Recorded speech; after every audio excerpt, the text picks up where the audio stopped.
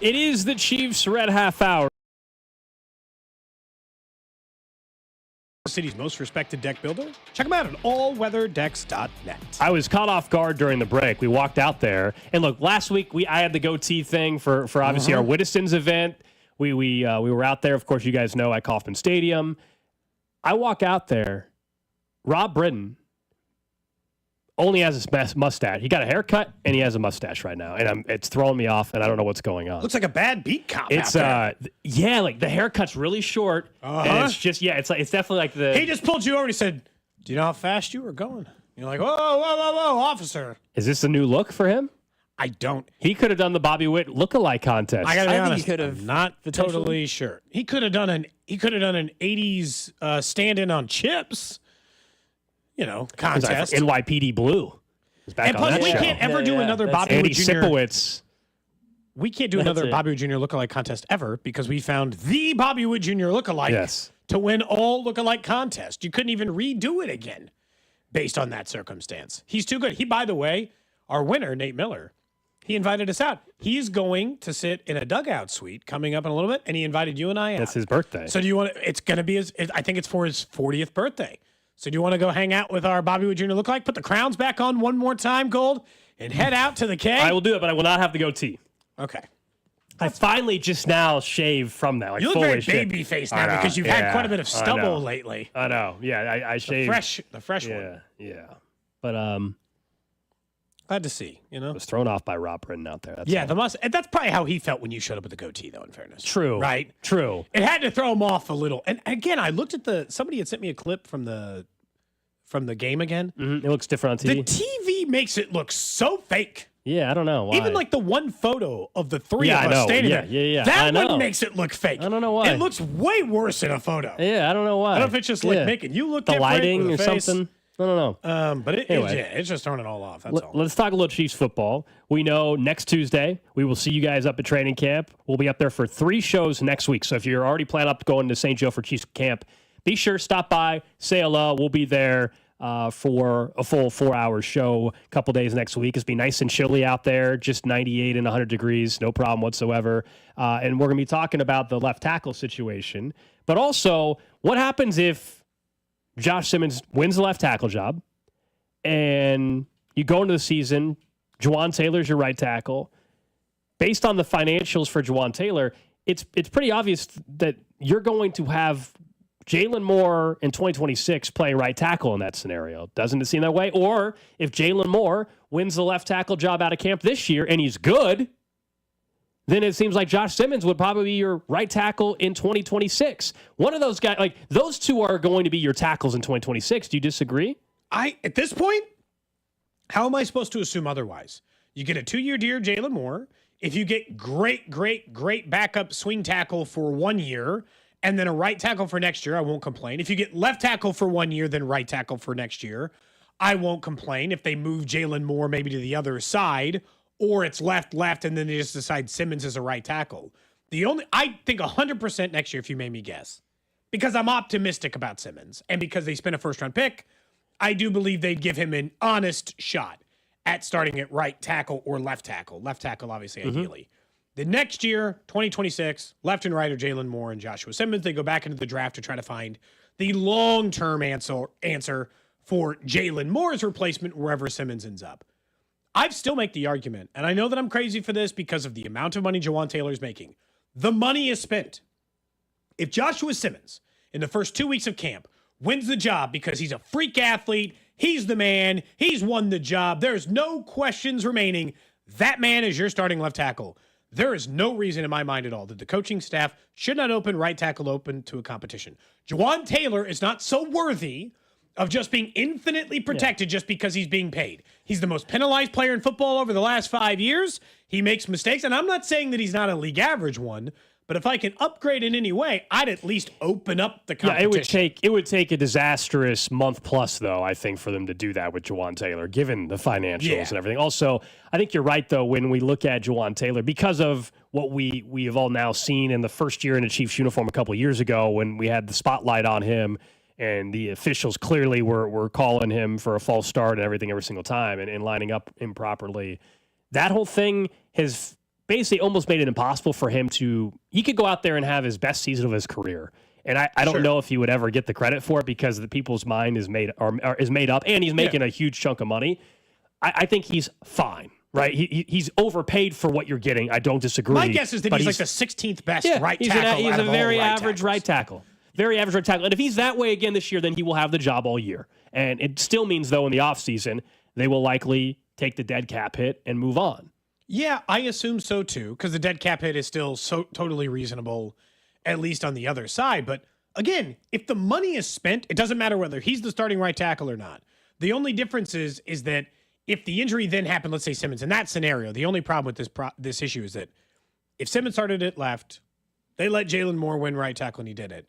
If an injury happens, you're going to have to flip two spots, not one. And that's why another reason why the problem is that Jalen Moore would be the swing tackle for both. And if in that scenario, but Jawan Taylor's not going to left. Correct. Because otherwise he'd have gone to left and that's why Jawan Taylor no to me will be the right tackle all year. But whoever doesn't win the left tackle job this year, if the other plays well, whether it's Moore or it's Simmons, that person would be the future right tackle, I think, in 2026. But we'll find out starting next week. The first thing, like the minute we get up there and the practice begins, is, all right, is Josh Simmons doing the exact same work as Jalen Moore? And if he is, then it's a true competition, and health will not be, at that point, you would think, what holds him back. There's still like 20% of me that doesn't believe any of the things they've said about Simmons, and then he's just not going to be ready at all. Yeah, we've been saying that. Or I he's got to see be it. really limited, or he's working on the side today, or 2 weeks from now, report says that Simmons could start on the PUP list. You know, like, I'm definitely there's just part of me, there's like 20% of me that still questions any of the storytelling on the he's way ahead schedule. This man's got a chance to compete for the jobs. Yeah, I mean, I've been there the entire offseason. Anytime they've said it's been going well, is like, okay, it's great. I got to see it to believe it. That's absolutely hasn't changed just because we're 3 days or so away from going up to St. Joe. No, I'm totally there and still there when it comes to that situation, that it's not one of those where Andy Reid's press conference and media availability, we're like, look, remember, he's coming off a serious injury. We're just taking it easy. We're just taking kind of easy for him, right? I definitely could see that being the conversation. Yeah, we're going to work him in slow. We just kind of want to see where things are. But the problem is how do you this happens so rarely in an NFL season versus like last year where people were hurt. What do you do about, like last year was like a rookie and it felt a little different.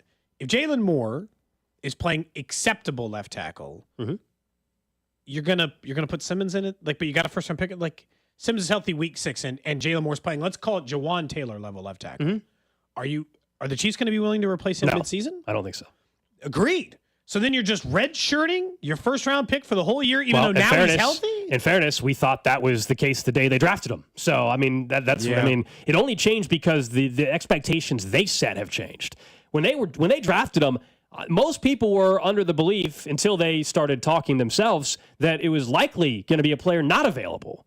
So they're the ones that changed the expectation for Simmons in 2025. And remember, as Drew told us, I know the patella tendon obviously is nothing to joke about. Yeah, so we'll see. It's true. Very true. That comment had nothing to do with Simmons. It's just a comment about somebody else's injury. Someone said, who's playing left guard next year or this year? Because my guess would be the same for both. Because whoever wins the job this year. Yeah, Mike Caliendo or Kingsley Suamataia. Hopefully it's Kingsley. Honestly. I still think the handicap would go towards Kingsley, a player who seemed revitalized based on that possibility. And I still don't understand how many times I've seen a failed tackle turn into a guard in the history of the NFL, why Kingsley can't be a portion of that. He's not good enough to play tackle. Okay, cool. We know that. Guard is an easier position. It requires less of the things that tackle requires in order to get it right. But I'm with you from the beginning, again, the ultimate hope is they could, back to Drew's question about 11 and the contracts and all this stuff, if they get Simmons right and Kingsley right, and look, that's the dream scenario, but if they ended up getting that right, well then 4/5 of their line is under rookie contracts or under long-term contracts for at least the next 3 years, maybe 4 and beyond. Like you're set for a while at those positions. And yeah, you're still looking for right tackle, but right tackle, they've actually done an okay job finding a solution. Now, I will say, I would guess that they would go back to the draft in right tackle rather than they've gone free agent. They've gone Mitchell Schwartz and then, of course, back to Jawan Taylor. That'd be like a second-round pick, though, right? I mean, they wouldn't go tackle. They might go first round. It's an important position. Why not? What's different about that than going wide receiver, or because corner? I think next year they're line going. Is just 100%. It's such a big need. I think they will. Like right now, prediction for next year's draft. I think it's a defensive lineman. Sure. Yeah, I think right now that's the barring something drastic happening. That prompts them to have to go in a certain direction. Otherwise, they're in such a tough spot because every year they are going to be picking 32. And if you want a dominant defensive lineman to enter the league day one, you better be picking in the top 12. Like the guys who are like, I get 8 sacks my rookie year, I'm one of the best interior defensive linemen immediately, they get picked in the 5 to 12 range, maybe down to 15. But I mean, it's pretty rare. I understand TJ Watt was taken in the 30s.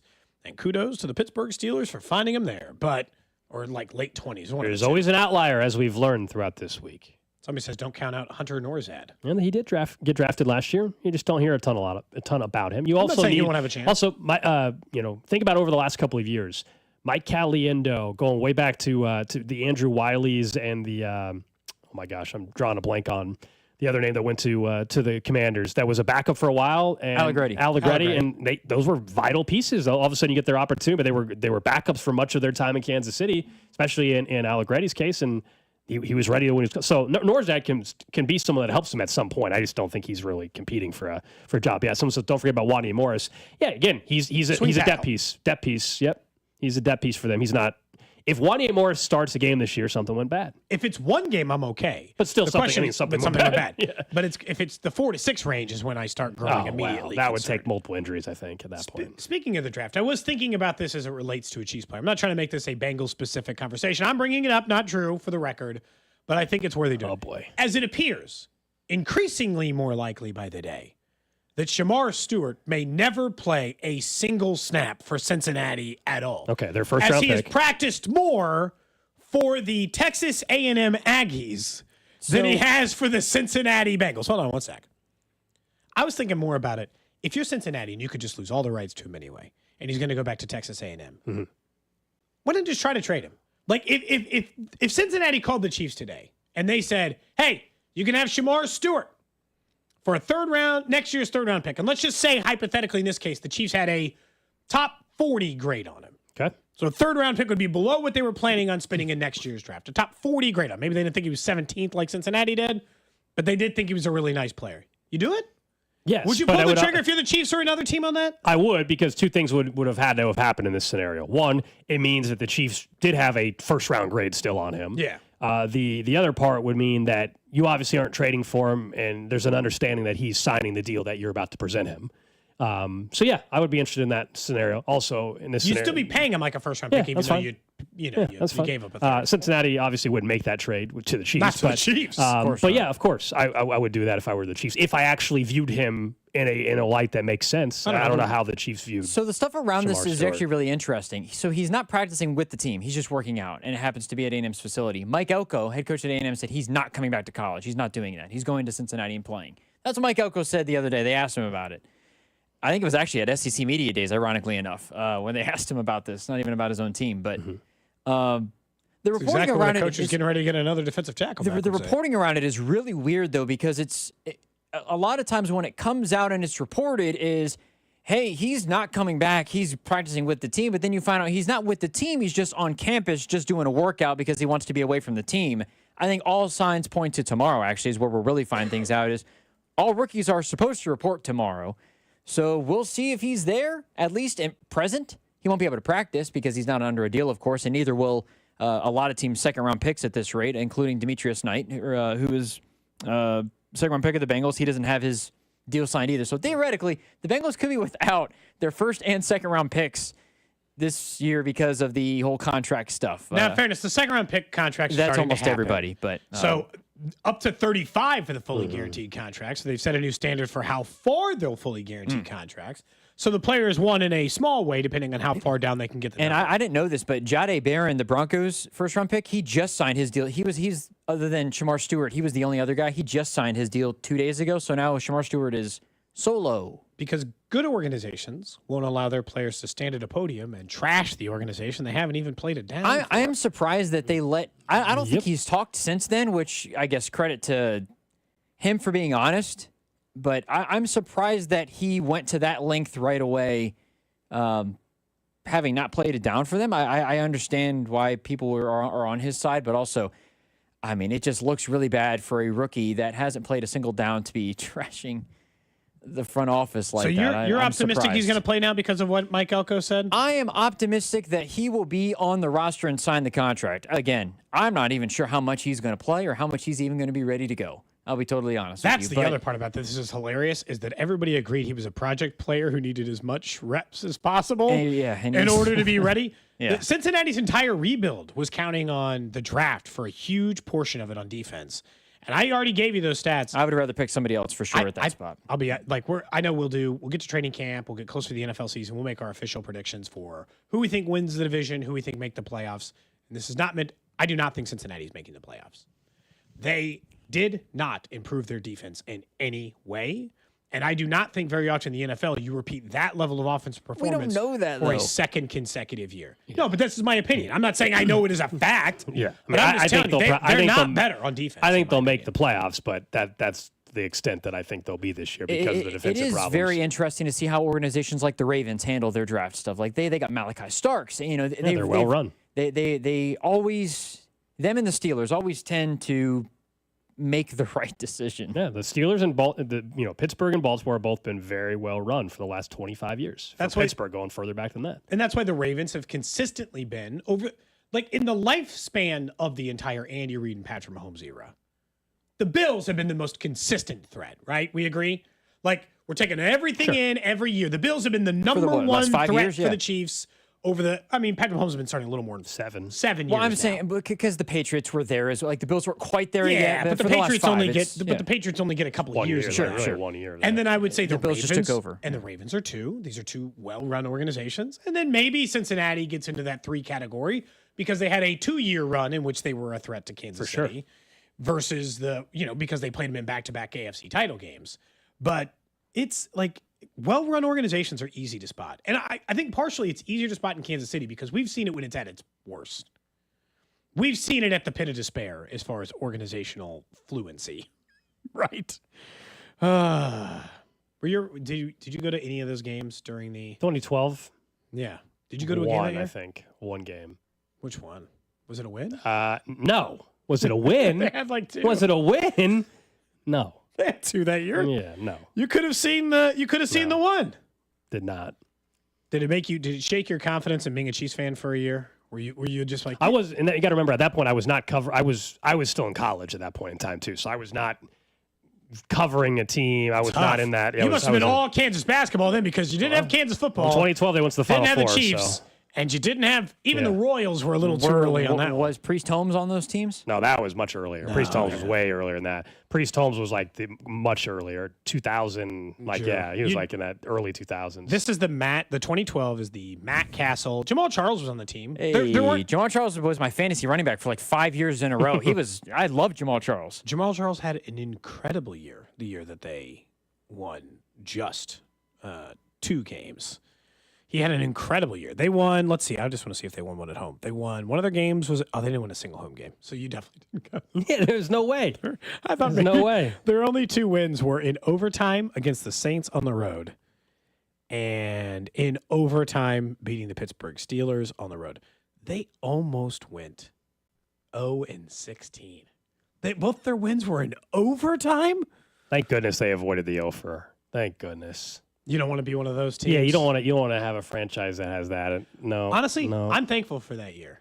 I am thankful for the 2-14 year because it forced a complete reset. Yes, it forced them to finally be like, you know what? Maybe we should draft a quarterback again. You think? Like I don't think they ever take a guy like Patrick Mahomes if they don't bottom out so hard. You're saying they would be like the Colts or the Steelers, and what they've been the last 4 or 5 years. The Chiefs lived in like above mediocrity, but the Chiefs lived in the middle part of the NFL for a long time. The Marty eras, they had playoff teams. They went to the playoffs. They won some divisions, but they get knocked out of the playoffs early. They went 20 years without a playoff win. and they would just go back to some other retread quarterback, right? They'd go back to Castle, and like Alex Smith was a bridge, but they knew it was a bridge, and they just find all these like dudes off the street, and then that finally forced them into a mindset, I think, that when they made the move to Andy Reid, they're like, fine, you can have Alex for a couple of years, but it's only going to be a couple of years. We're not doing that forever. So just establish now that we're back. You're going to do that to start winning and not be a joke, but then we're going to get into the draft and actually start making an impact. Maybe it's just that Patrick Mahomes was so good they couldn't resist, but they're the only team who gets to say they liked him and took him versus the 8 other teams who were convinced Patrick Mahomes was a star, but didn't draft him. Yeah. The Saints one is still the most egregious because they were 1 pick away. It would have been the easiest thing of all time for you to move up 2 picks. But they had Drew Brees still, so they just couldn't do it. They did hang on to Drew Brees. They wrecked their years worth of their franchise for it. Nah, they got a Super Bowl out of it, so they probably don't care. Right? Yeah, but that's always the thing. Care, is it feels like it feels like the Saints. You want to talk about? We were having a conversation about making sure you meet your expectations and don't feel like you left something on the table, kind of thing. The Saints with Sean Payton and Drew Brees only getting 1 ring still in this last 35 years feels like the most ridiculous. And a lot of it goes back to that pass interference call. Sure. I think Saints fans are still they're always going to be mad about that because they would have gone to play. They might have been the best team in football that year, just in general. They were so good. But they had plenty of other opportunities to make a run. Correct. And then because what did they win? 20? Oh, for a while they were. I mean, that offense and that team was one of the best in football. Yeah. For a while. What year did they win? 11? I can't remember. 2010. For remembering that. 2010. They beat the Colts, 31-17. Buried the Colts. Yeah, that was the onside kick. Yeah, coming out of halftime game right away. But I mean, look at this stretch to only win one with him.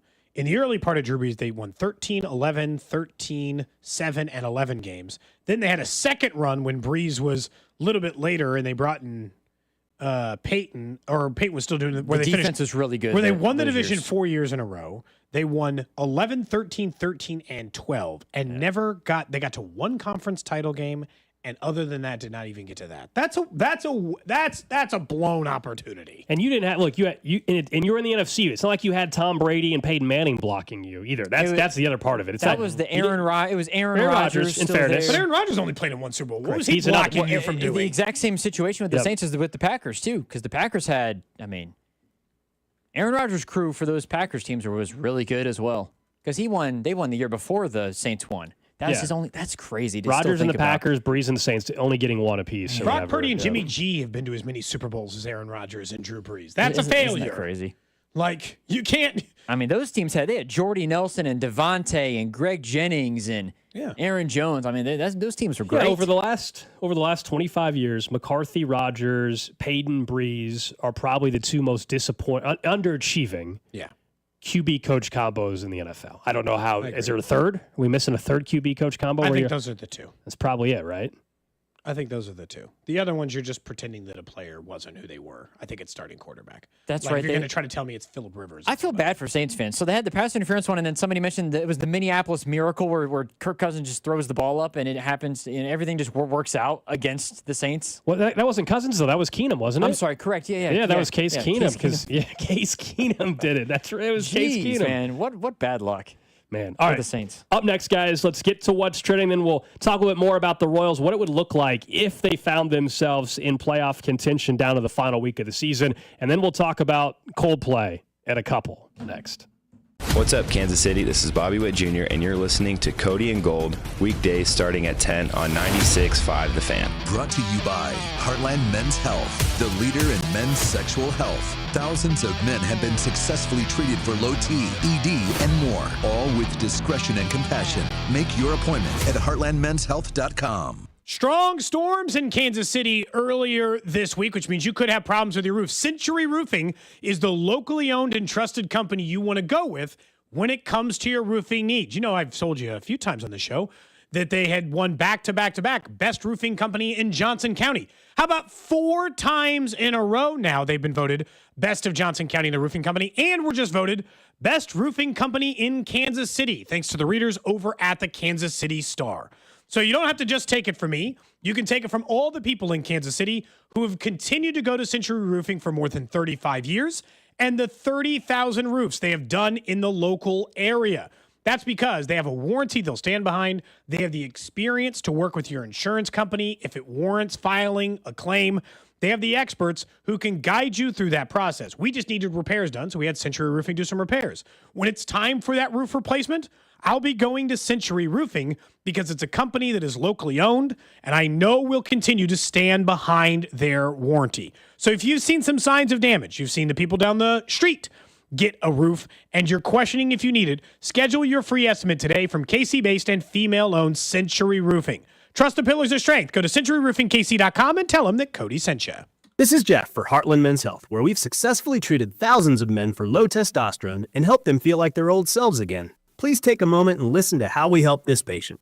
Hi, my name is John, and I've been on ED and testosterone treatment at Heartland Men's Health for the past 15 months. I could tell, I was starting to go downhill, and my wife kept telling me, well, you need to go to a clinic that'll specialize in that. And that's what eventually led me into the men's clinic here. Treatment, in my opinion, is a miracle. I was able to perform to an elevated position that, quite honestly, I never thought I'd see again. For my fellow men out there, if you're feeling that you're not up to par, I encourage you, contact Heartland Men's Health, and you will see a dramatic difference. Thank you. It's true. Your initial appointment includes blood work and a medical consult. And if you start on testosterone the day of your appointment, your visit is free. Call 844-447-6600 or go to heartlandmenshealth.com. I'm McCall with Lee Summit Subaru, and it's time to make a big deal out of nothing. Announcing Lee Summit Subaru's 0% event. Up to 0% financing on select 2025 Subaru models for 72 months. And we have the largest selection of Subaru certified pre-owned vehicles in Kansas City, starting as low as 1.9% for 72 months, plus a $200 gas card with purchase. Fall in love with driving again at Lee Summit Subaru. Based on January 2025 through June 2025 Kansas City inventory listings.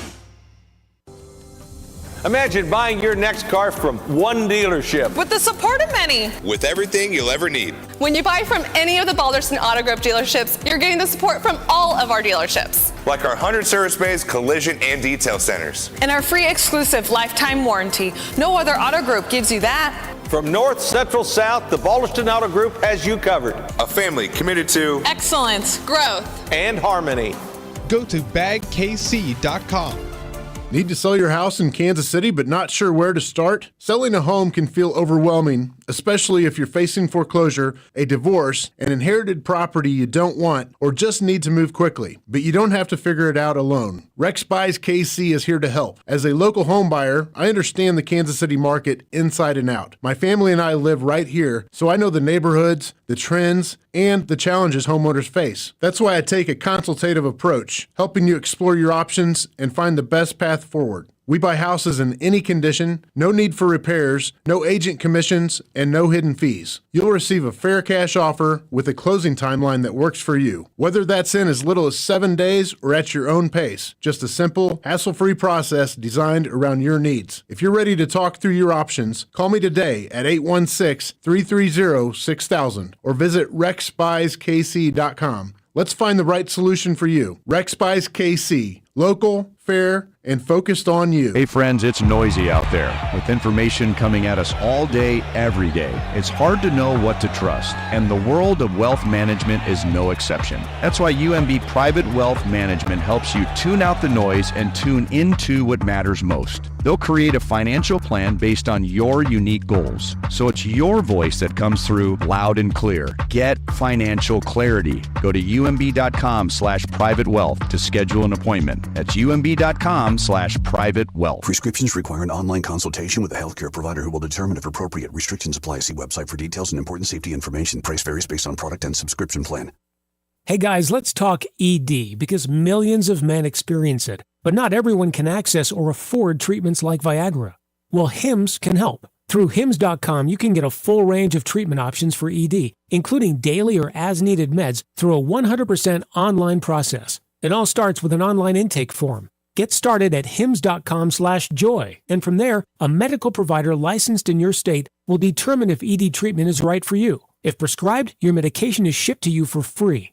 Find the ED treatment that fits your needs with options up to 95% less than the brand names. Millions of men experience ED. but Hims can help. To start your free online visit and save up to 95%, go to hims.com/joy. That's hims.com/joy for your free online visit. HIMS.com/JOY. For more than half a century, contractors and trade professionals have relied on WeatherGuard for heavy-duty truck and van storage equipment, not just to protect their tools, but to protect their professional reputations. Whether it's inside or outside of work vehicles, a WeatherGuard badge means pros can trust that their hard-earned name is in good hands. Since 1968 and every day since, WeatherGuard has been protecting anything it takes to build a professional reputation. WeatherGuard, established in 1968, proven every day.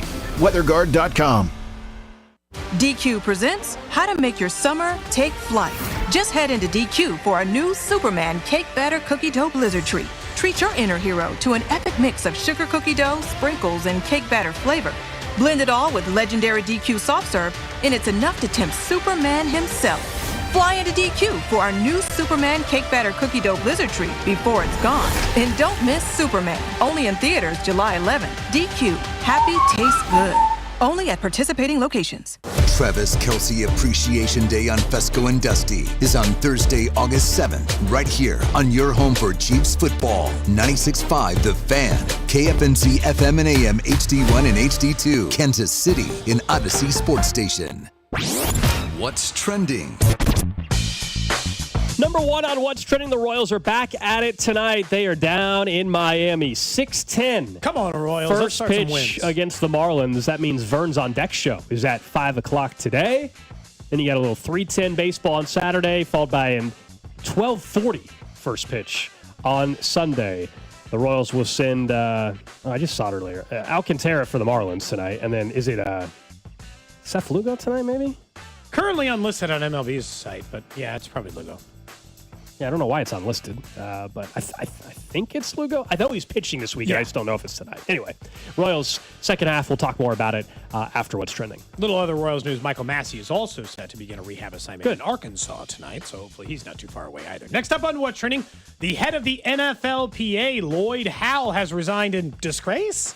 Are we willing to go that far? Over some previous allegations had popped back up. Pablo Torre had uncovered this on his podcast. Pablo Torre finds out, which, by the way, also leads a little more credence to his Bill Belichick, Jordan Hudson reporting. He's been a bit on a heater on the investigative journalism department, but Lloyd Howe will resign after less than 2 years as the head of the NFL Players Association. People had questions over the hiring process at that time. Now they'll open it right back up. Collective bargaining is still a few years away, so we'll see if this has any impact on it, but they're looking for a new lead. Elsewhere in What's Trending, 9-time NBA All-Star Damian Lillard has agreed to a 3-year, $42 million contract to go back to the Portland Trailblazers, according to ESPN. He does have a player option and a no-trade clause included. Remember, Damian Lillard was on the Milwaukee Bucks last year, tears his Achilles during the postseason. They ended up cutting him to free up some money. He's getting paid still by the Bucks.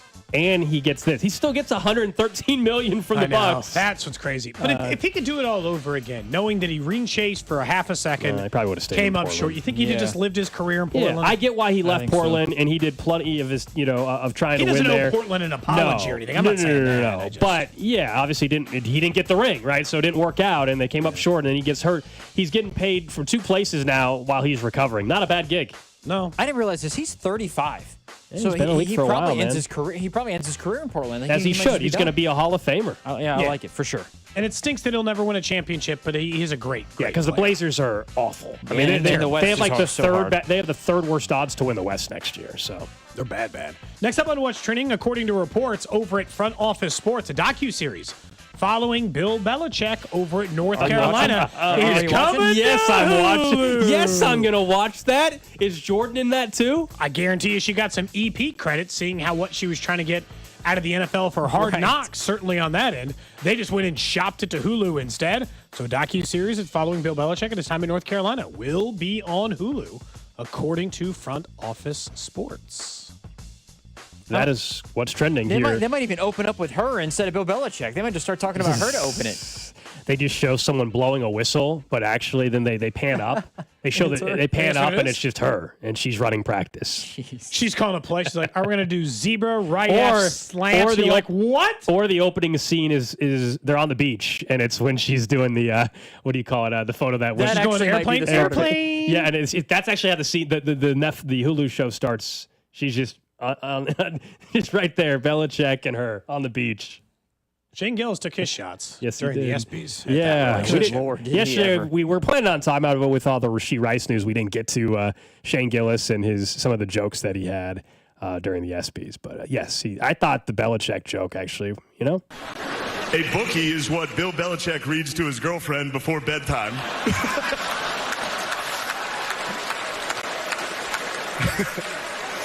They do. They read The Very Horny Caterpillar. The Little Engine That Could But Needed a Pill First. And of course, the classic Goodnight Boobs. That was my favorite one. Also, I'm not trashing Bill Belichick. First off, he's 73 years old and he's dating a hot 24-year-old and people are criticizing him? What happened to this country? We used to be a great country. He won 6 Super Bowls. Yeah, he's dating a hot 24-year-old.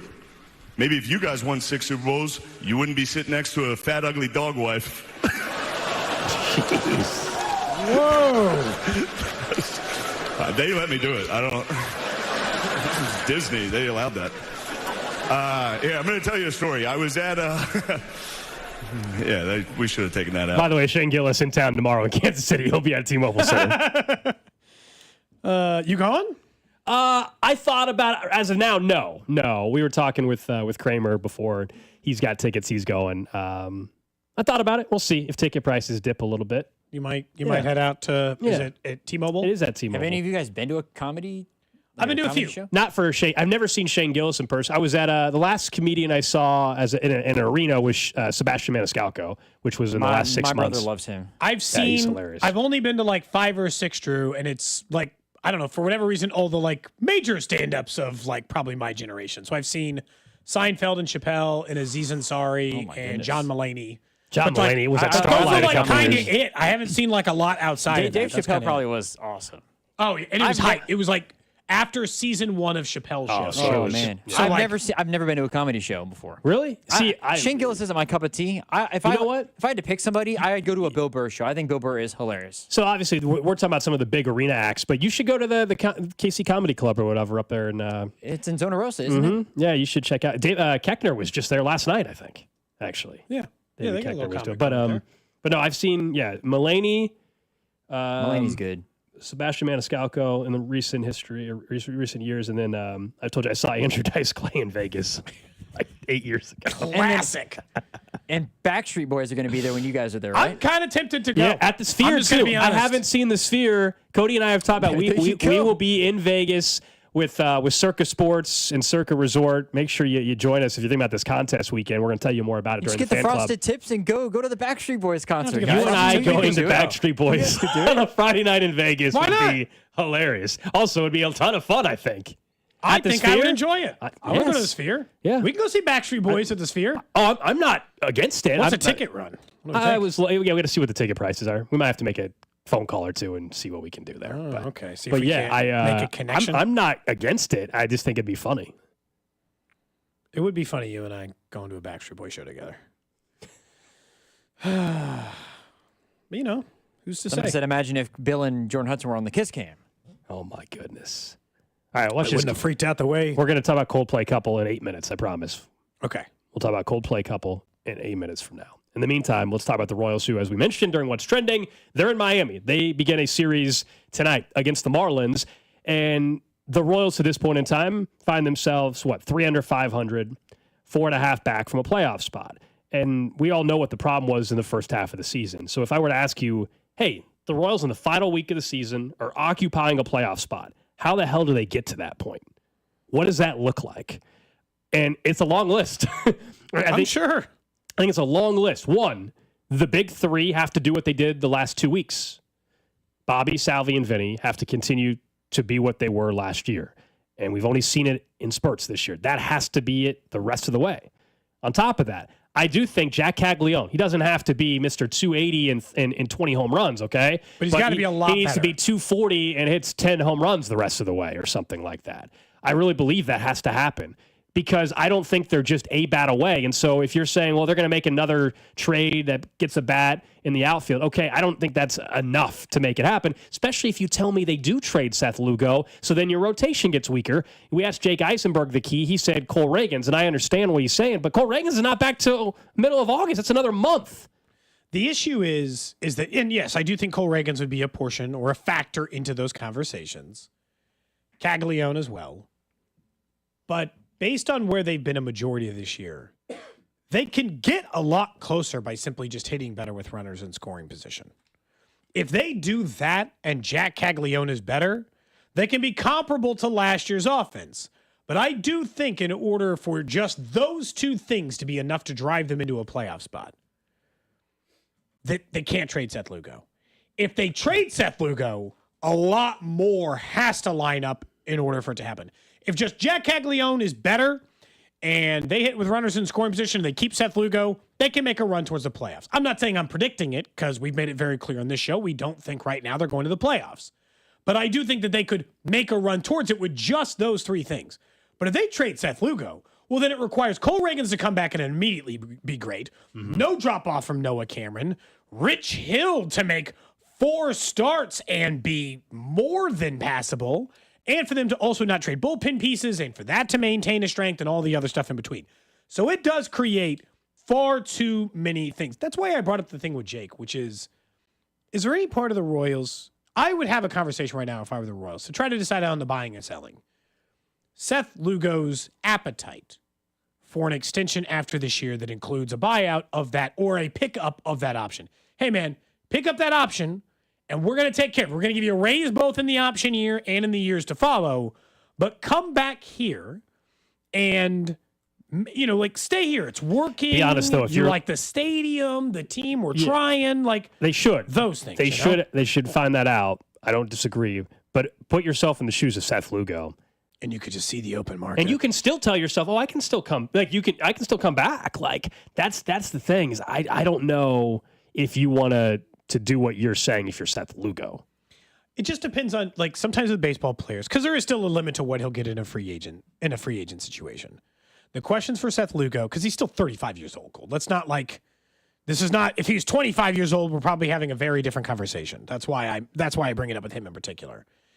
If you like where you are, if you like where you've been, if this has been a successful run and you think that it's always going to work here, there's part of me that wonders, would you at least consider it? Is it, and that's again why I'd say have the conversation. Now, I'm not saying, Gold, to your point, he wouldn't do it. His career earnings to this point, Seth Lugo is 35 years old and a guy who signed with the Mets when he was 21 years old. He has only earned, and by baseball standards, this is pretty low, $48 million. Gold, which means almost all of his career earnings are on this contract he is currently under with the Royals. If he's only earned $48 million, a huge chunk of what he's earned is this check. His last chance to get a check is now. This is it. But if you like it and they've paid you and you've now made enough money to live the rest of your life comfortably, would you take another 3, but now more than 45, and spend the rest of your time in Kansas City, a city you like, as you get towards the end of your career? Is there... I'm just saying, is there a conversation to be had? And I would, if I were the Royals, maybe entertain that. But yeah, in order for it to be done, runners in scoring position and Jack Caglione are probably the keys, without taking any kind of drop off from what they've gotten out of Vinny Salvi and Bobby Wood Jr. here lately. Yeah, 913-586-7965. Someone's saying, he's a rental. What's the team going to give up for him? Seth Lugo, though, when you look at the pitchers that are available in the market, because we're talking about starting pitching, quite a bit, actually. No, quite a bit. I'm not saying the Yankees and Mets are ready to overpay for Lugo. Yeah, so this is different than, you're not talking about a rental of a Cedric Mullins, okay, where you're not going to get a ton back, or a rental of Michael Lorenzen or somebody like that. Seth Lugo will be potentially the best starting pitching option that's available for any team that's a contender. That's why it's really intriguing to look down the road of trading him, because you can get top dollar and maybe even an overpay. That's why. So, no, I disagree with the notion like you're not going to get much for Luka. No. That's the one player you actually would get a really nice haul for. Now, everybody has different, people will be critical no matter what haul you get back for any player. Sure.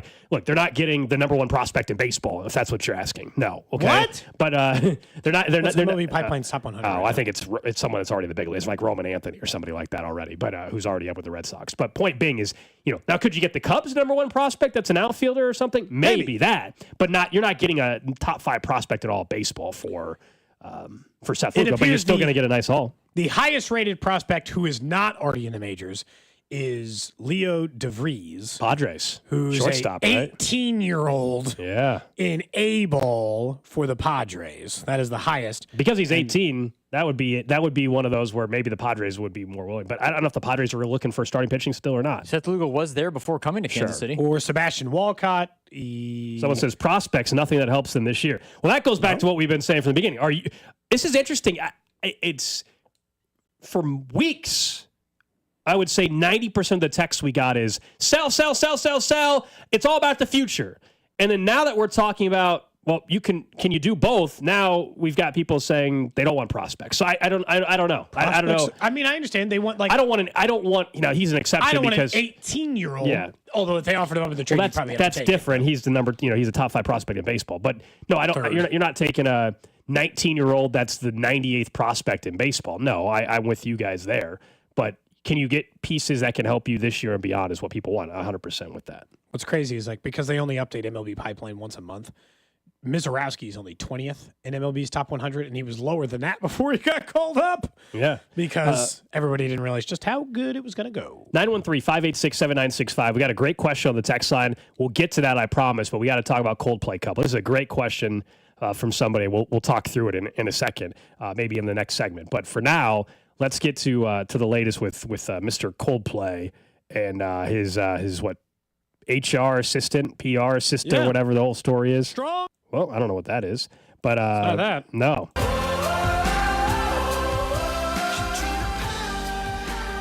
There was a lot of statements out yesterday. Most of them are all false because the CEO allegedly put out a statement of the company that the guy is the CEO of. And they're claiming it's fake now. Yeah, because people were. Sure, he's also claiming that it was just a friendly hug caught up in the moment of the song. But the fake statement that everybody, it made it seem like he was blaming Coldplay for showing him on the video board, which would have been the most ridiculous. Hey, you're in an arena, really good fake one because it seemed 50,000 people stadium, or whatever, and you're blaming them for showing you on a video screen. This thing has just continued to take off, though. People tracked down the LinkedIn account. They found out that she got a promotion. Got a couple of promotions in the last year. Mm-hmm. Now, what we don't know, the only thing I will say, that's not great. That does not look good. She might be qualified, but it doesn't look good. The only thing we don't know, though, is was he already close to getting divorced? Were they already separated? We have no idea, right? That we don't have the answer to.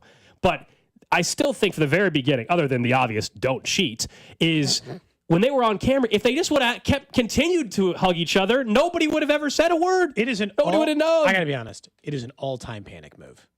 He saw himself on that video board and shrunk so fast. And he didn't expect Chris Martin to work the room like he's a guy who knows how to do room work as a stand-up comedian. He didn't expect that. Mm-hmm. But the worst thing you could do in that situation, you'd be better to stand up and walk off camera.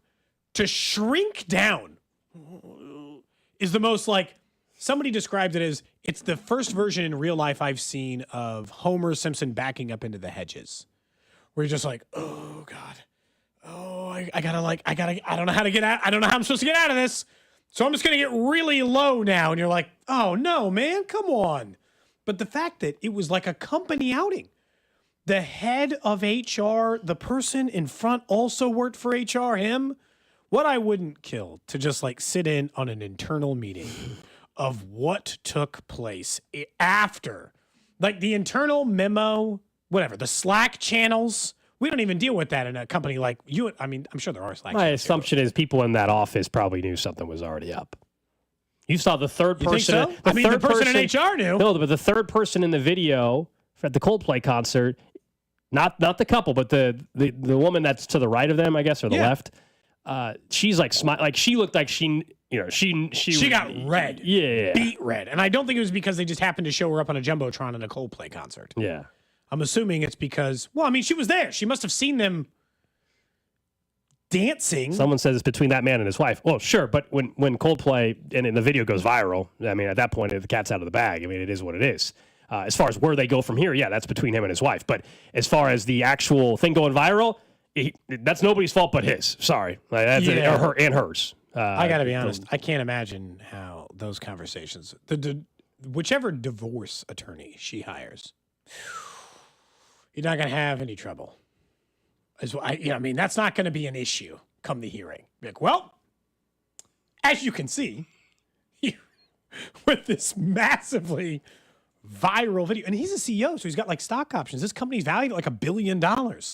So like he might have messed up all of it. Yeah, your life just changed in the matter of 10 seconds of a little. I do feel terrible for the kids. Crazy. Like that part, I feel pretty awful. Of course. That's not a great way to find out. I thought my drive home, and my dad told us on the way back from Colorado that our parents were getting divorced and she was living with someone else and our dog was dying, was pretty rough. I think I'd take that. Given those two choices of the way my dad did it, which was we were in a car halfway back and he said, your mom and I are getting a divorce, she's moving in with another man, and your dog died. That might be better. And I thought that we had it pretty bad as a kid. I wouldn't want Chris Martin adding my dad's infidelity. That's crazy. People already found That's the crazy. LinkedIn and Facebook of both of them. The wife, I guess, changed her name. LinkedIn, she changed her name on Facebook or whatever because people have been. Yeah, I mean, it's. I will say, stay out of her mention. She didn't for do it. sure. For sure. She's a completely innocent party in this. As far as we know, I mean, that's the thing. We really At don't least know. at the moment, We have no. I mean, honestly, are they already separated? We have no clue. We have absolutely no clue there. From the 816, Coldplay hasn't made a single in 2 years. They made 2 in one night. Oh, jeez. Jeez. Tough. Jeez. Do you think Coldplay feels bad? I saw an article that the person who shared the original thing felt kind of bad that she was the outer of this situation. And she's like, I feel kind of bad. Like it's making, like, there's a lot of guilt. I mean, I think you would feel bad, but I think in the end, she has a lot of guilt. And then the person she was with was like, stupid prices, right? Like, well, I don't know what That's to tell the you. risk you took going to a concert with a coworker that you probably are having an affair that with. wasn't the first person they showed up on the Jumbotron. Right. When you knew it was a possibility, you could have just let go. Like, no one was stopping you. Like, look, if you're in front of 50,000 people, you have no right to privacy. They were too far in it. They weren't worried about the screen or anything. They were enjoying the moment together, Cody. They didn't think about getting shown on screen. In the moment, man. Really tough, That story, I hope we get an update, honestly.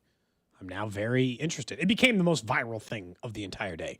Unfortunate, I will say for them, that every single media outlet, us and the major ones, right? Like, not like we're just a local radio station, but like every single media outlet who did not have a single home run to show from their baseball team, it happened to happen on You're saying bad timing as well. Yeah, bad timing. Because if this was Super Bowl Sunday, maybe you get brushed under the rug. If this is NFL playoffs, if there's a baseball playoffs and an NFL regular season, maybe you get lost in the shuffle a little bit. Not when there's nothing happening.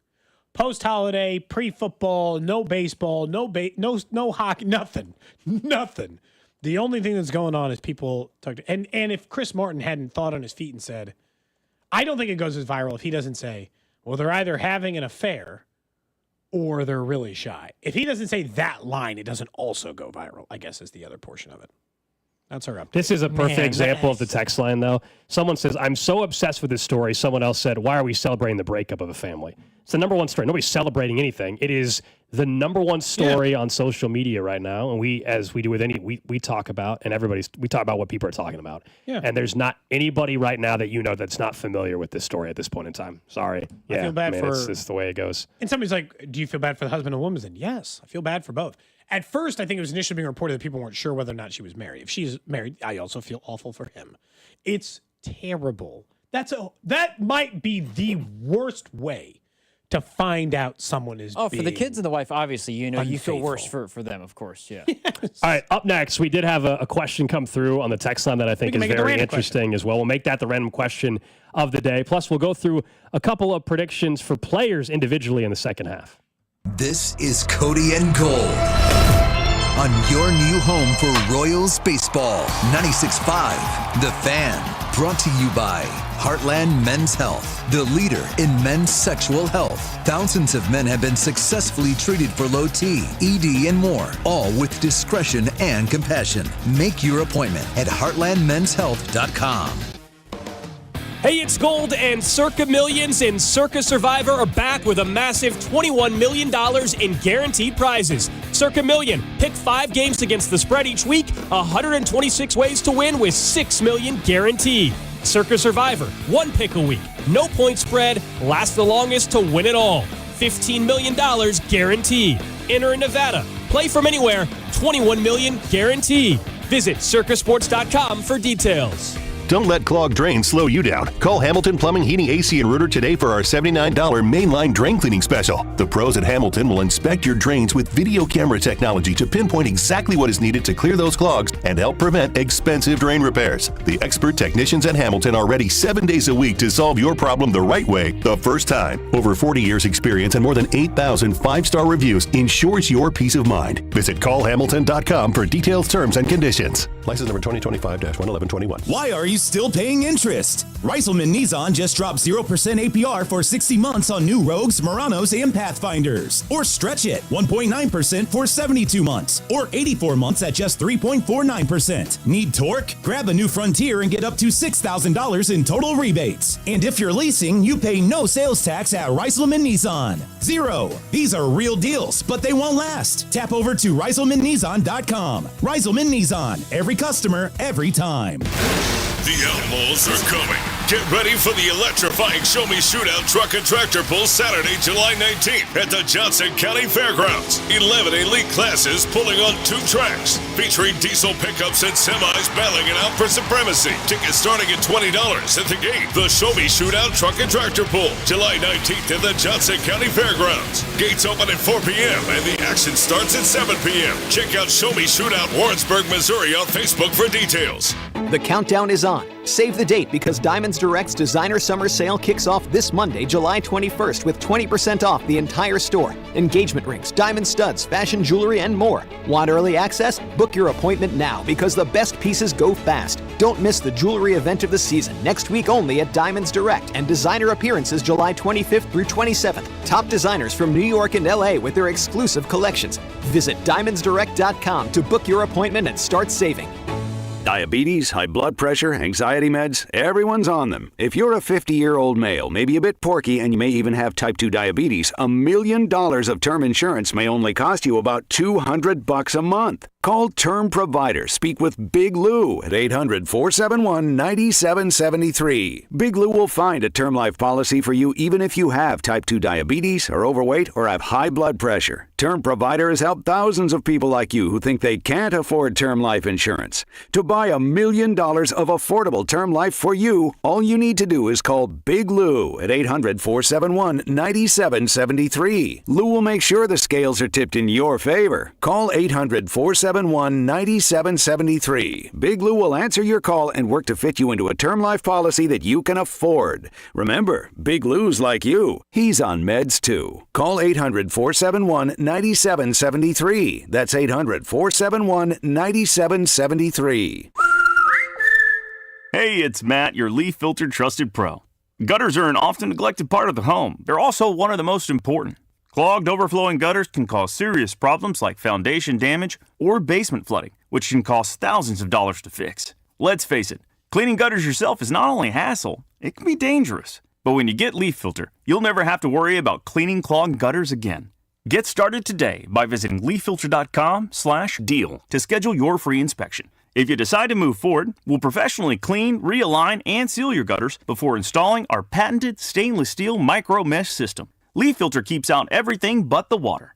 And it's backed by a lifetime transferable no clogs warranty. So you're protected for good. We're in your neighborhood and ready to help. Visit Leaf Filter today for a free inspection and estimate, and you could save up to 30%. Visit leaffilter.com/deal. That's leaffilter.com/deal.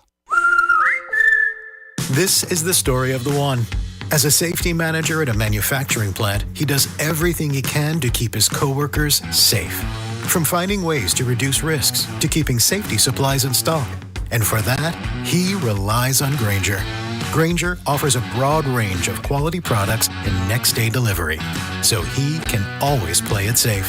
Call 1-800-GRAINGER, click Grainger.com, or just stop by. Grainger, for the ones who get it done. All right, Takis fans. Wendy's knows you love your Takis Fuego chips, so we thought, why not make a Takis Fuego meal with a Takis Fuego chicken sandwich with spicy chicken topped with crushed Takis Fuego chips and creamy corn spread. Plus, it comes with Fuego fries inspired by Takis and a bag of Takis Fuego chips. If we had any more heat, we might start an actual... I told him this would happen. For an intense new take on Takis chips, gotta be Wendy's. Limited time only at participating U.S. Wendy's. Includes 1 ounce Takis Fuego chips while supplies last. Takis and Fuego trademarks are used under license. If you're 55 or older and into that whole saving money thing, T-Mobile has an exclusive phone and internet bundle just for you. Right now, get 2 unlimited phone lines plus 5G home internet for just $30 each per month with autopay, plus taxes and fees. And with 5G home internet, setup is easy with just 1 cord and no technician needed, which is great if you're also into that whole keeping it simple thing. Switch now and experience the best mobile network in the U.S. Visit your local store to start saving. T-Mobile, it's better over here. Based on analysis by Ookla of speed test intelligence data Q4 2024 to Q1 2025, Ookla trademarks used under license. Unlimited on our network. Customers on voice plan may notice speeds lower than other customers and further reduction if using more than 50 gigs a month due to data prioritization. Video streams and SD on this plan. Home internet pricing after $20 a monthly bill credit plus $5 per line without autopay. Debit or bank account required. See 5G device coverage and access details at T-Mobile.com. You're listening to 96.5 The Fan from the Mission Plumbing, Heating, and Cooling Studios.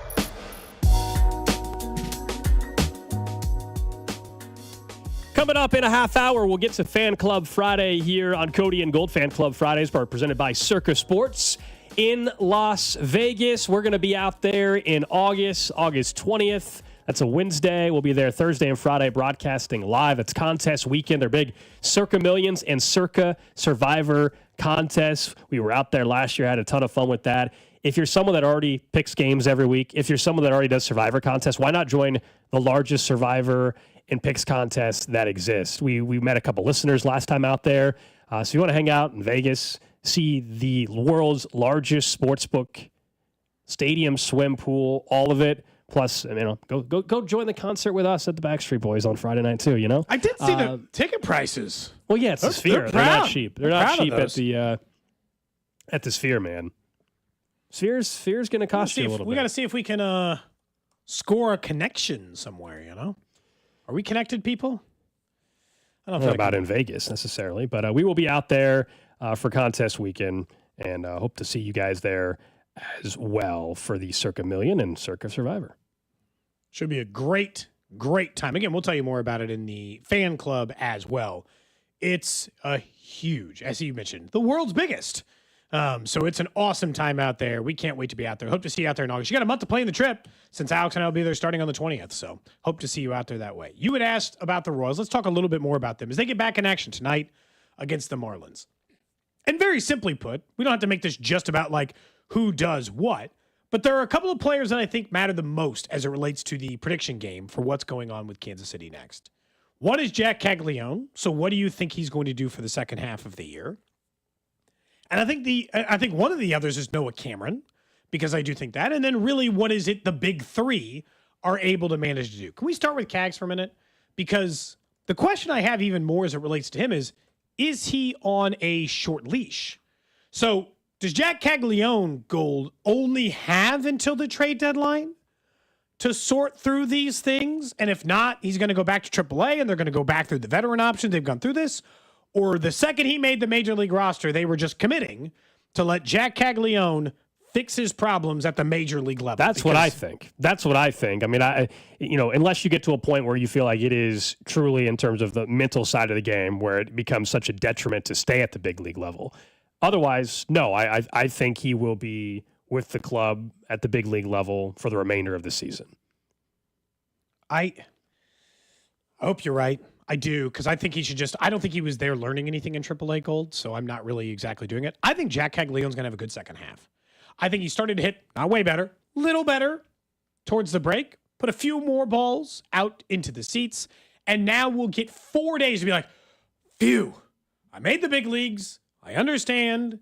I get what is expected of me. And now I'm going to try to solve these things. And so I think that this break is big for him.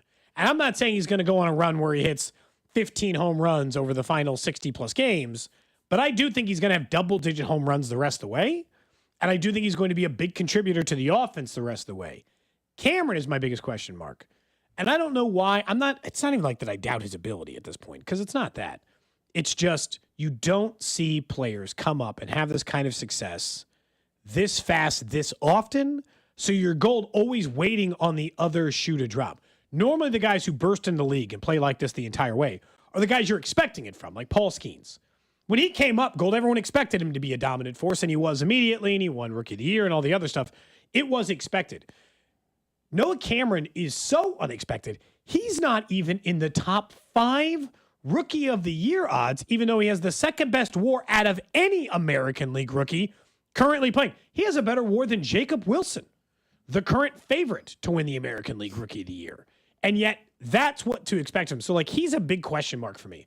I think the Royals are going to finish above 500 in the second half, though, I'll say, as far as just where the team goes. Yeah, I expect them to be a better than 500 team. Yeah, I don't think that's crazy. And by the way, saying that obviously won't be just good enough to make the playoffs. They're obviously going to have to be better than. They have to be 10 games. They're going to be better than just above 500. So no, I think they will be above 500. The question would be if this first week out of the break, so this weekend and all next week, if it's a bad 10-game stretch to the point where it's bad, 2-8, 1-9, that bad, I don't think it will be. But if it is, at that point, then you are more willing to trade even more so than maybe you already are. Lugo, Lorenzen, and others, and you get to the point where your rotation takes such a hit that it gets really ugly the rest of the way. I don't think that's it. As I told you, I think they'll be 3 under to 3 above 500 the remainder of the season. Not as in the second half, as in so the overall record. So you think they're going to be around a 500 team this year? When it all shakes out, your second half prediction for the Royals is they finish around 81 wins. Yep. Which obviously won't be good enough to make the playoffs. And they come up 5, 6, 7 games short of and an I hope I'm wrong. playoffs. I hope I'm wrong. I hope they end up as 8 to 10 plus games above 500 in the second half. That'd be amazing. I think as we went through, there's too many things I think that have to get corrected, and too many players that have to reverse course. Some, yes, have a track record of performing, but not this year. Okay, and there's also a player or two that I think has to perform that hasn't yet in their career. And it doesn't mean that they can't figure it out in their career, but it's still a big ask. And I don't know how aggressive they're really going to be, nor should they be in the trade market too. So, and in terms of bringing in truly a bat that helps them. It's okay to be disappointed in it, but I'm right there with you. If you make me guess right now, final record for the Royals, I would guess, not kidding, 81-81. It's funny with baseball because it's such a long season. That means you screwed up 5 games you shouldn't have, or the season's different. And you get to go to the playoffs and try to play in the wild card round and try to go on a miracle run like you did in 14 and all the things between it. We're talking about the difference of what were the 5 games you screwed up that you should have screwed up, or the 6 games you didn't screw up. But that won't send me into a panic that they're not heading the right way as an organization.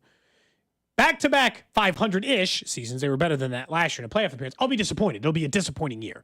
They should have been a playoff team this year. If they fall short of that, they will. I will still be going back into next year assuming this once again should be a playoff team. That is the expectation that is placed on you and should be placed on you and everything in between. That'd be an expectation, but they would have, at that point, they would have there's no Lugo. Yeah, I mean, hypothetically. Yeah, a big question, what you do with Salvador Perez with the player option, $13 million. What do you do there? You still, at that point, will need to make a decision, I think, on Chris Bubich in the off. There's you're right. The expectation will be playoffs again, but I would say they have more work to do next offseason to a certain extent. I think they have more work to do to secure their rotation. But last year, don't forget, they did still have to bring back they still had to bring back one. They had to bring back Walker, and they had to shore up a pretty bad bullpen. Yep. This year, I don't think they have nearly as much work to do in the bullpen. That's far more established and comfortable and under contract and secure. If they don't trade, I think so. But also, if they trade Carlos, then your Urseg, Hunter Harvey's gone, so and he's basically been gone all year anyway. But you have Urseg and Cruz and Serpa. I mean, those are 3 arms versus right now you feel great about Carlos and Urseg, and if I told you Cruz going into next season along with Serpa. So it's a bullpen arms. They just fixed it in one offseason, so it can be done versus trying to go and get bats or starting pitching. At Their biggest problem is, do they finally commit the contract like they tried to offer to Santander to an actual corner outfielder? Because think about how much better you would feel about the lineup if there was just a corner outfielder who is a free agent who they paid a bunch of money to. I would hope the frustration of seeing how your outfield has panned out this year, and when you whiffed on guys you were targeting last year, I would hope that would cause you to step back, as long as also ownership is in support of it, to go and be really aggressive in finding that bat. Now, maybe they do some of that with the trade deadline too. That's the other way, besides just going out and flat out spending money in the offseason. So. Who are the available free agents in the outfield this upcoming season? Okay, can't help that the first one's Trey Mancini, the 34-year-old. Oh boy, I gotta say, not off to a great start. Why do they give me so many pitchers? We'll see. Trades.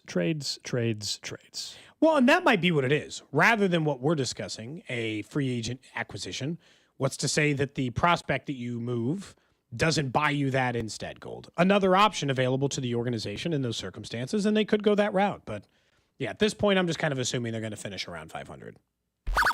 Random question. The random question of the day is brought to you by Kansas City Urology Care at KCUC. Remember, you see the best in KC. Visit kcurology.com today. So for you, Gold, you Drew, text line 913-586-7965. And, of course, YouTube, Twitter, Twitch, Facebook, where we live stream the show 4 hours a day. This time, come via the text line. Yeah. I had one prepared, but it was a good question on the text line, so a good one. I thought you were going to say that. No, I got it. No, I got go it. ahead. Yeah. I have it, but just go ahead, please. All right. This came from the 816. Said, have any of you ever been fired? Young professional in sales. I just got put on the hottest seat imaginable, and I'm having a difficult time staying focused. So that's the question, and also so they're advice. On a PIP, right? A little performance improvement plan, but a pretty serious one from the sounds of it. Yeah. Okay, so for starters, have you ever been fired? You've been laid My off. station when I was in Boise, I was at ESPN Boise. The station doesn't exist. They literally got rid of the station, so they laid off everybody. So that's the closest thing to this flat out fired that I've had. But that came out of nowhere, right? Yeah. Oh yeah. That was not a fun couple weeks stretch. Being laid off counts, correct? Is that I think so. I think for the purpose of this conversation, it's tough though because it's different. In this case, he's saying he's nearing firing, can't focus, and can't figure out what his next step is.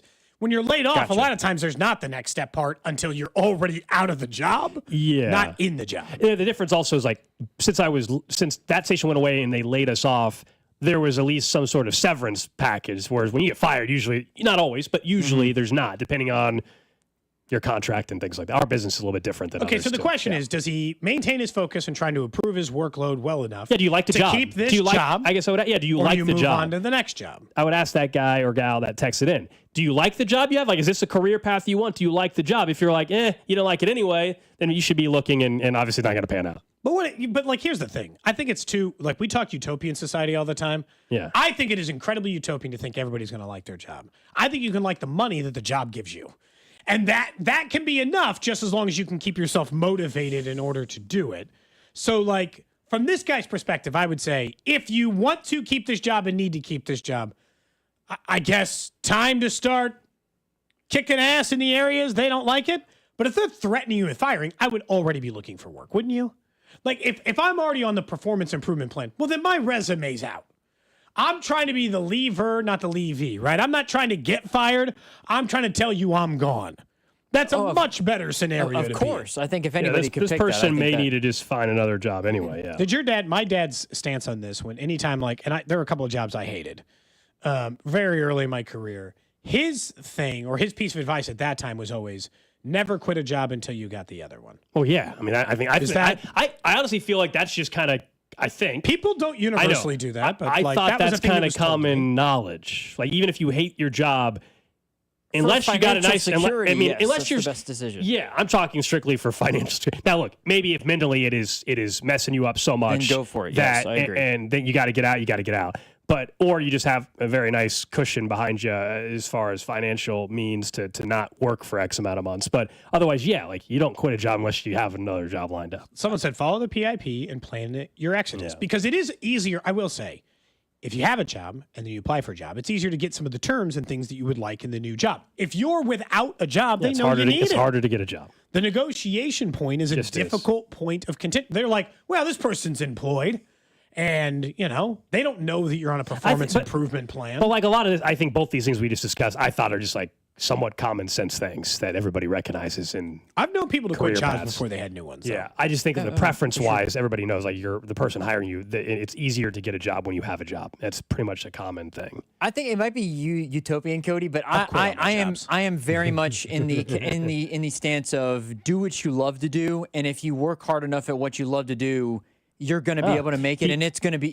I think that's great. You'll but never that does hate not your exist job. in a lot of ways. The texter responded. People settle and they're comfortable. They and to be real. The texter responded back to the original question when we asked him back. He said, "I do like my job. This is a good career path. It feels rash and very random. It doesn't make a lot of sense.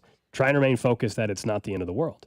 Okay, so if you follow the performance improvement plan, you will likely still be okay. I got some follow-up questions about, are you not reaching sales goals? It's a sales job, right? That's what the text line says. Is it just simply just you're not reaching the sales goal? Well, then you got to decide. If you like the job well enough, you can work outside hours or do the things that aren't required of you, but that might allow you to keep the job.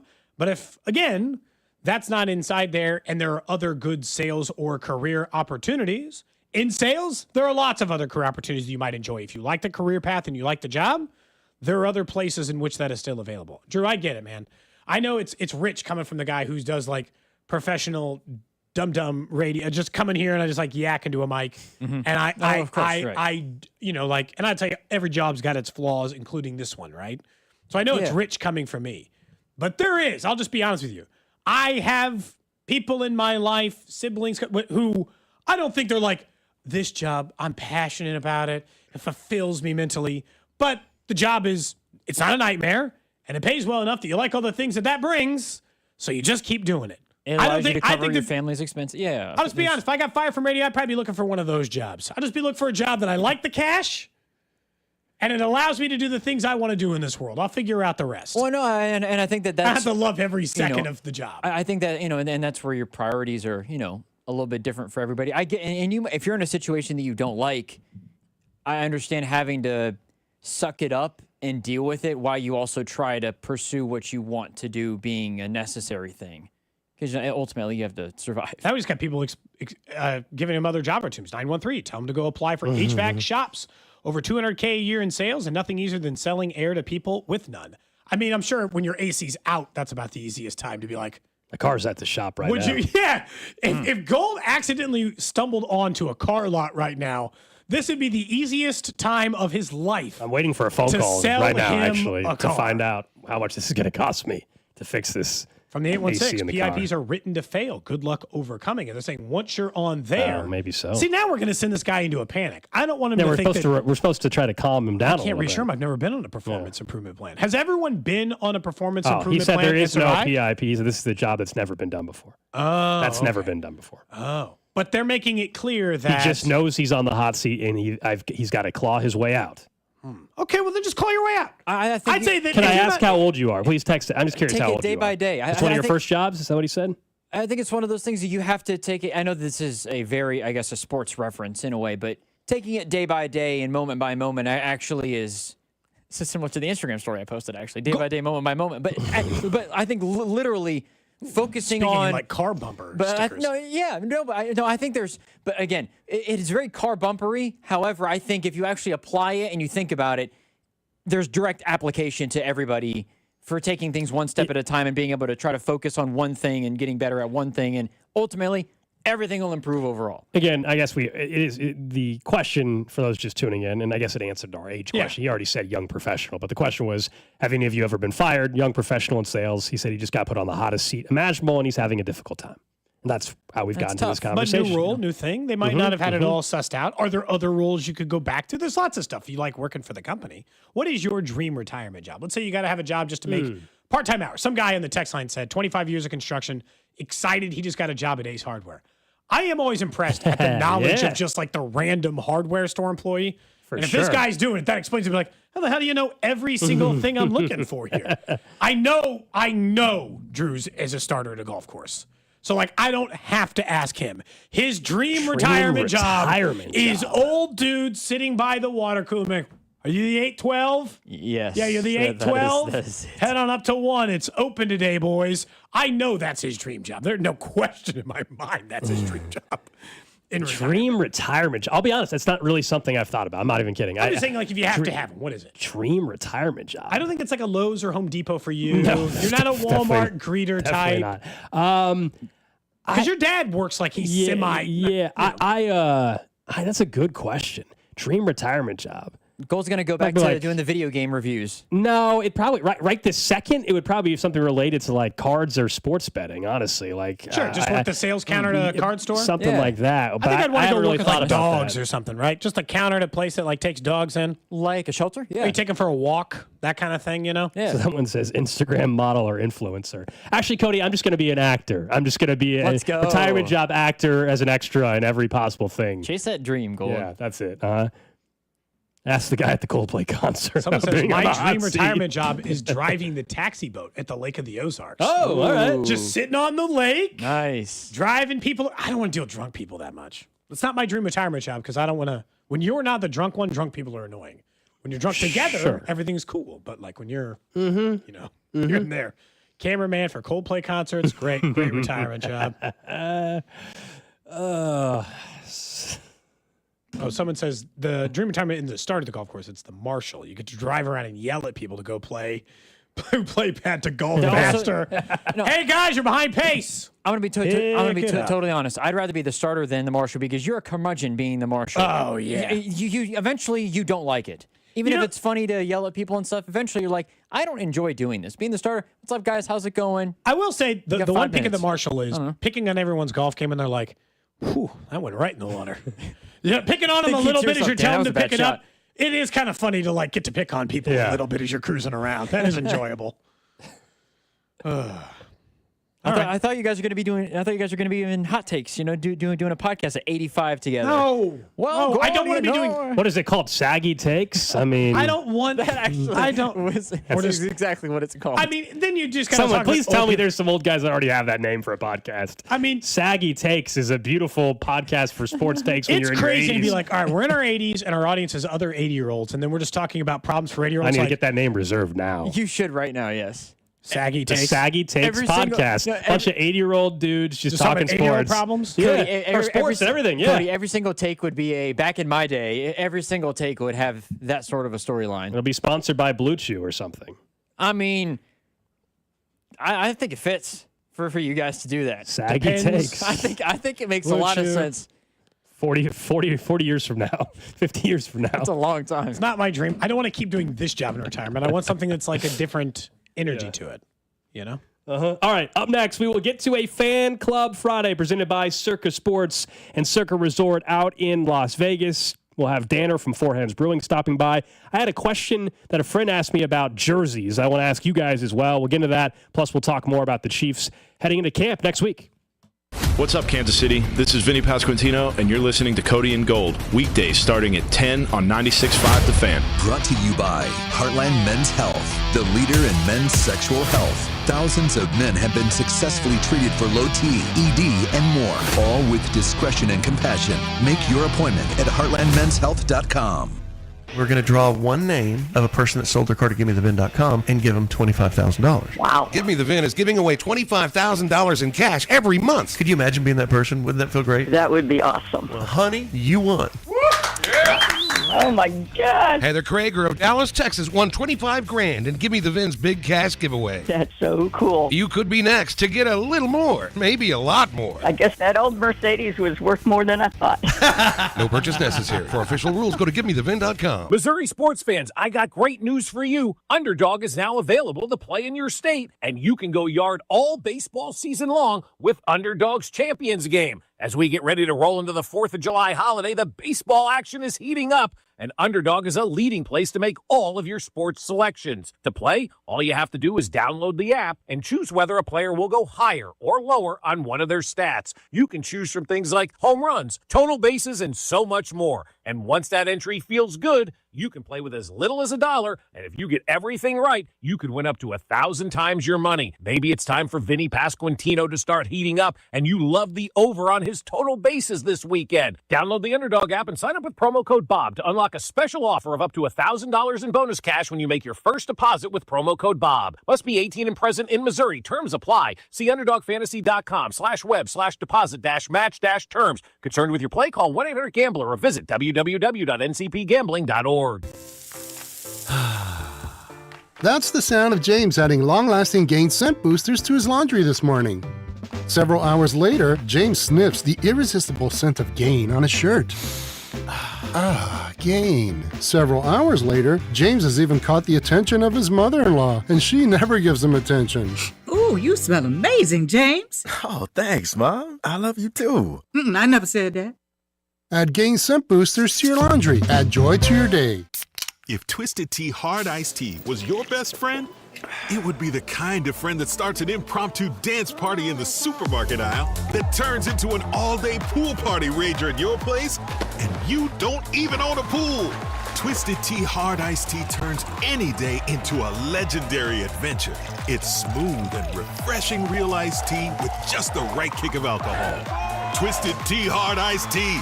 Keep it twisted. Twisted Tea Brewing Company, Cincinnati, Ohio. Please drink responsibly. Just hearing the word IRS can make people break out in a cold sweat. No one wants to deal with the IRS, and now you don't have to. The good news is Legal Tax Defense has been successfully negotiating with the IRS for more than 15 years. It doesn't matter how much you owe, whether it's $5,000 or $5 million. You deserve the best in the business on your side, and that is Legal Tax Defense. Even if you're working with someone else and just want a second opinion, there is no cost or obligation to call. They can prevent levies, liens, wage garnishments, even file back tax returns. And the best news about Legal Tax Defense is they won't take your case unless they know they will reduce or eliminate your tax debt. Call Legal Tax Defense right now for a free no-risk consultation. 800-265-7681. 800-265-7681. You have nothing to lose, but everything to gain. 800-265-7681. It's time. Time for the pro to get everything for the job delivered. Large orders of lumber, doors, windows, paint, plumbing, anything the job needs, all from one partner. Get it today with same-day delivery. Get it tomorrow with next-day delivery on 50,000 plus products. Or get it on your timeline with scheduled delivery on everything from framing to flooring. It's time to get your whole job, all your jobs delivered. Ask about all our new delivery options at the Pro Desk. The Home Depot Pro, it's about time. Eat up, buddy. It's almost time for school. You take charge of your home. You take charge of your work. Don't forget to take charge of your gut health too with Nature Made Probiotics. Nature Made has clinically studied probiotics that work with your digestive tract's natural bacteria, so you won't miss a beat in your daily routine. Find us in the vitamin aisle. These statements have not been evaluated by the Food and Drug Administration. These products are not intended to diagnose, treat, cure, or prevent any disease. This is the story of the one. As a safety manager at a manufacturing plant, he does everything he can to keep his coworkers safe. From finding ways to reduce risks to keeping safety supplies in stock. And for that, he relies on Grainger. Grainger offers a broad range of quality products and next-day delivery, so he can always play it safe. Call 1-800-GRAINGER, click Grainger.com, or just stop by. Grainger, for the ones who get it done. All right, Takis fans. Wendy's knows you love your Takis Fuego chips, so we thought, why not make a Takis Fuego meal with a Takis Fuego chicken sandwich with spicy chicken topped with crushed Takis Fuego chips and creamy corn spread. Plus, it comes with Fuego fries inspired by Takis and a bag of Takis Fuego chips. If we had any more heat, we might start an actual... I told him this would happen. For an intense new take on Takis chips, gotta be Wendy's. Limited time only at participating U.S. Wendy's. Includes 1 ounce Takis Fuego chips while supplies last. Takis and Fuego trademarks are used under license. Cody and Gold, live from St. Joe at Chiefs training camp all summer long, with exclusive access and interviews with the reigning AFC champions. Right here on your home for Chiefs football, 96.5 The Fan. KFNZ FM and AM HD1 and HD2, Kansas City, an Odyssey sports station. 1 o'clock hour on a Friday. That means it's time for the Fan Club here on 96.5 The Fan. Alex Gold, Cody Tapp, Drew Nixon with you. Fan Club is presented by Circa Resort and Casino in Las Vegas. Circa Millions and Circa Survivor are back with a massive $21 million in guaranteed prizes. The Circa Million, you get 5 games you pick against the spread each week, 126 ways to win, $6 million guaranteed. Then you got Circa Survivor, pretty simple, 1 pick a week. Don't have to deal with the point spreads. You last till the end, $15 million guaranteed. You got in or out in Nevada. You can play from anywhere. $21 million guaranteed. Go to circusports.com for more details. Also, join us for Contest Weekend. That'll begin, officially Thursday, August 21st. We will be flying out there after our show Wednesday, August 20th. It is an unbelievable experience. The world's largest sports book. Awesome. Going to have a great time. We were out there for the Chiefs-Raiders game. We were out there for Contest Weekend last time with some of you guys as well. I know, as I keep mentioning him, we got our friend down in the Ozarks, Raj, that has been doing this contest for a while, so we hope to see him that same weekend as well. They usually do like a little anybody who signed up event during that weekend. Alex and I have gotten to attend, and good to hang out, and everybody already talking strategy, wearing their $1,000 hat, as they call it, right out there. You'll see people walking around with the blue jackets. That means they won a lot of money last year or years prior to that. We also have our guy Jeremy Danner from Four Hands Brewing hanging out in studio. You tell me the details. I don't know the details. Congratulations on a work anniversary, right, or something? Yeah, I hit 6 years this right. month. Yeah, it's crazy. 6 years? That's a pretty good run. I think so. That's the second longest I've worked anywhere. I'll take that. Nice. Is this the longest job I've had now? Oh, this is for me. No. This current job is. Yeah. How long have you been here? We're going on our 6th. Okay. Yeah. Is that radio, man? I was in Topeka for a year and a half, Boise for 2 years. Yeah. I had that job as a teenager. I had that job as a teenager a long time. And then I had the courier job I'm just trying to think. No, this is probably it. Working at Odyssey, Kansas City. The longest job I've had. Oh, man. I'm usually fired by now. By the way, my dream retirement job, for what it's worth, is baseball scorekeeper. I want to be, and I'm handing out errors at the rate that they are deserved. No more of this hits. Too many hits being allowed in Major League Baseball when the guy shouldn't have made the play. Official scorekeeper is my dream retirement job. Yeah. Yeah. What? That's a sweet gig. I do that for my kids' baseball team, and I am fair. Yeah. You're fair. I'm fair. You're not overly harsh, but you're fair. Yeah, I mean, if a 12-year-old kid should have reasonably made that catch and failed to make that catch, that's an E, man. Yeah, you have to call it an E. But I understand, if the ball just drops because you lose it in the sun, it's a hit. I understand. I understand the general. Yeah. But there's some where they're like, "Ooh, he had to go slightly to his right and backhand it." I'm like, he's a professional shortstop. I'm sorry I had to backhand the throw. It's an error. Yeah. I just think we're a little too kind. So what do we have here? You brought in a bunch of different cans. You poured us a couple samples, more than samples at this point in time. Did I correctly see that you poured me an Oktoberfest? I did, dude. We have July pumpkin ale. It's July 18th. I know. I did it on. I told you before we started. Is this already on shelves in stores? Not yet. No. Oh, okay. We're getting an early. We're getting early. We're going to start selling it. All right. What order here? We're going to start selling it next week. Start with the one on the right. That's the Oktoberfest. Okay. All right. What's this one? I think. Yeah. I mean, it's like it is an Oktoberfest. It is like an occasion-themed beer, but this is like a crisp, easy-drinking lager. This is suitable for all time. I was going to say this. Yeah, you can drink this when it's outside 100 degrees. That's fine. It's cold, refreshing. I mean, we as craft brewers, we've done this to ourselves. I think we make all these different seasonals, right? So, when I was at Boulevard, I think there were 4 main seasonals, right? Nutcracker, Irish, Bob's, and the other one, Zone. Right. I don't even think they make half of those anymore. Probably not. I don't know. I liked Zone. They don't make that anymore. It's a great beer, dude. I did like that beer. I don't think that's for sale. That beer won medals at all the competitions, and we couldn't sell it to save our souls. I loved that beer. It's such a great beer. You sold it to me. Yeah. Okay, I hope you're happy. Yeah, party of one for that beer. But then when those seasonals go, you have to have something else ready behind it so you don't lose your shelf space or your spot on the draft wall. So seasonal beers come out earlier and earlier. They call it seasonal creep. But I think Oktoberfest, it's a good beer anytime. But yeah, I mean, I get it. I knew people did it on purpose. People were going to get mad at me, and I think that's funny. So here we are. But you're right. Come August, that's when everybody will have them out. Oh yeah, everybody at that point in time. All right, what else? So we got 2 other ones that you poured. Yeah, I brought that, and then I brought a pumpkin ale, and that is truly that's inflammatory for sure. Yeah. But this is the first time we've made a standard pumpkin ale. We've made a beer in the past called Ill Repute, There was like a pumpkin spice stout, but this year we wanted to make like pumpkin spice the stout. traditional pumpkin beer. So it's I like the pumpkin. got some ale, though. caramel That's and good. Munich malts. It's nice that. golden color. Yeah. Cinnamon, ginger, and nutmeg, kind of The those cinnamon, traditional that's spices. the cinnamon nutmeg is what I'm tasting. And it's 6%. It's not too heavy. There's still slightly warming stuff going on there, but I understand it. I always tell people if you're not yet ready for pumpkin beer or Oktoberfest, just wait. It's going to be around. There's going to be some on the shelves when you're You don't ready have to for like it yet. When will you be able to start getting either the Oktoberfest or the pumpkin ale around town? So both of these will start landing on shelves probably early next week on the Okay. St. Louis side, and I would assume the same on the Early side next state. week. I know, dude. It's I know. almost pumpkin spice latte season, if that's the case. I don't know how long, but End of PSLs are around the corner. End of August, early September for sure for people. Are you sure it's that late? I mean, I would say a pumpkin spice latte when it's 100 degrees outside, August 10th is nuts. That's a tough sell, yeah. It's better to drink these now, like Oktoberfest and pumpkin beers. I'm inside. I've been in the AC all day. I'll be honest. You try to hand me a pumpkin beer after I've been sitting in St. Joe in 100-degree heat. Right.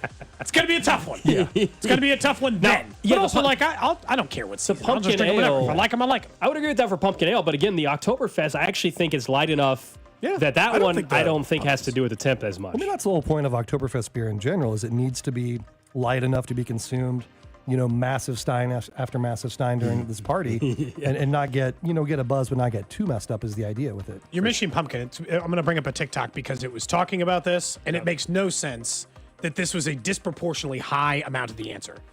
The question was from a woman who was saying, hey, I like eating flowers. They run about $20.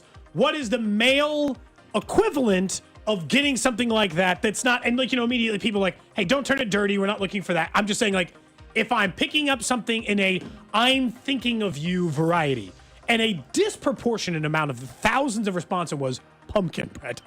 Really? For whatever reason, a huge chunk of the men I in like this pumpkin particular bread, audience but- was just like a nice loaf of pumpkin bread.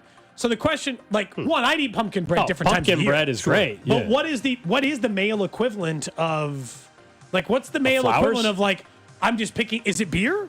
Is it just picking up I grabbed you a 6-pack of the beer you like? What is the equivalent? I mean, like if you're going to like a buddy's house and you're supposed to bring something. No, or... like significant other. Oh, You'd buy okay. your wife flowers on the way home just to Okay. be, I'm Yeah. being nice. I got Sure. Randall some flowers just to make things what is if she was picking up something for you, what would you want instead? I mean, It could be flowers too, if that's what you're into. I don't care. Go ahead. You're married, so I'll let you answer we're this on the one. Missouri side, so if she wants to get me some gummies, that's cool. Okay. It'd be pretty. I mean, but like a nice bottle of whiskey, I was gonna say, I wonder if it But was that's whiskey. more than the $20, I think if it's the flower Could it price, just you gotta be? think, Could it just be as simple as dinner, basically? Like she's bringing dinner in.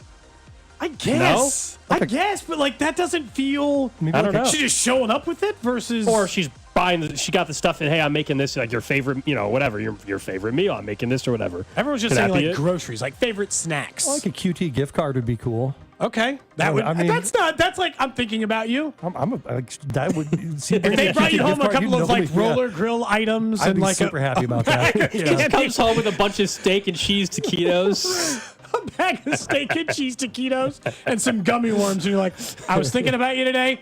I thought you might like this. You're like, you know what? Thanks. Message received. Message received. Is the pumpkin bread? Does it need to be? I'm just that's a weird Pumpkin thing. bread is one of the easiest things on the planet to make. I can't. Banana bread and pumpkin bread are. I like of all the things. Gold, if you love pumpkin bread, you could make. I could teach you to make pumpkin bread in 20 minutes, less maybe. You need one pan that I'm assuming you need to purchase. Yes, I don't have one. There were a couple things Alex said he didn't have in the house the other day that I was like, I don't have a pizza cutter. I just use a giant knife and I slice. I'm just eating it for me. I get a couple big slices and I'm good. They're like $4 though, man. Yeah, but I just don't need one. I have one of those huge pizza knives or just knives, and I do the little whatever you want to call it, the sawing back and forth, and I'm What good. are you in a Pizza Hut or? I just feel like he's missing. I feel like he's missing some standard items. That's all. Somebody said, "What about just like a blaster pack?" Like if on the way home she Cards? brought you home just like a pack of. I mean, I'd be happy right now. That's what I'm saying. Yeah. Like your equivalent might be she brought you a $20 blaster box from Target. Sure. There might not be anything good in it, but Yeah. It's the same thought that energy. counts. That's right.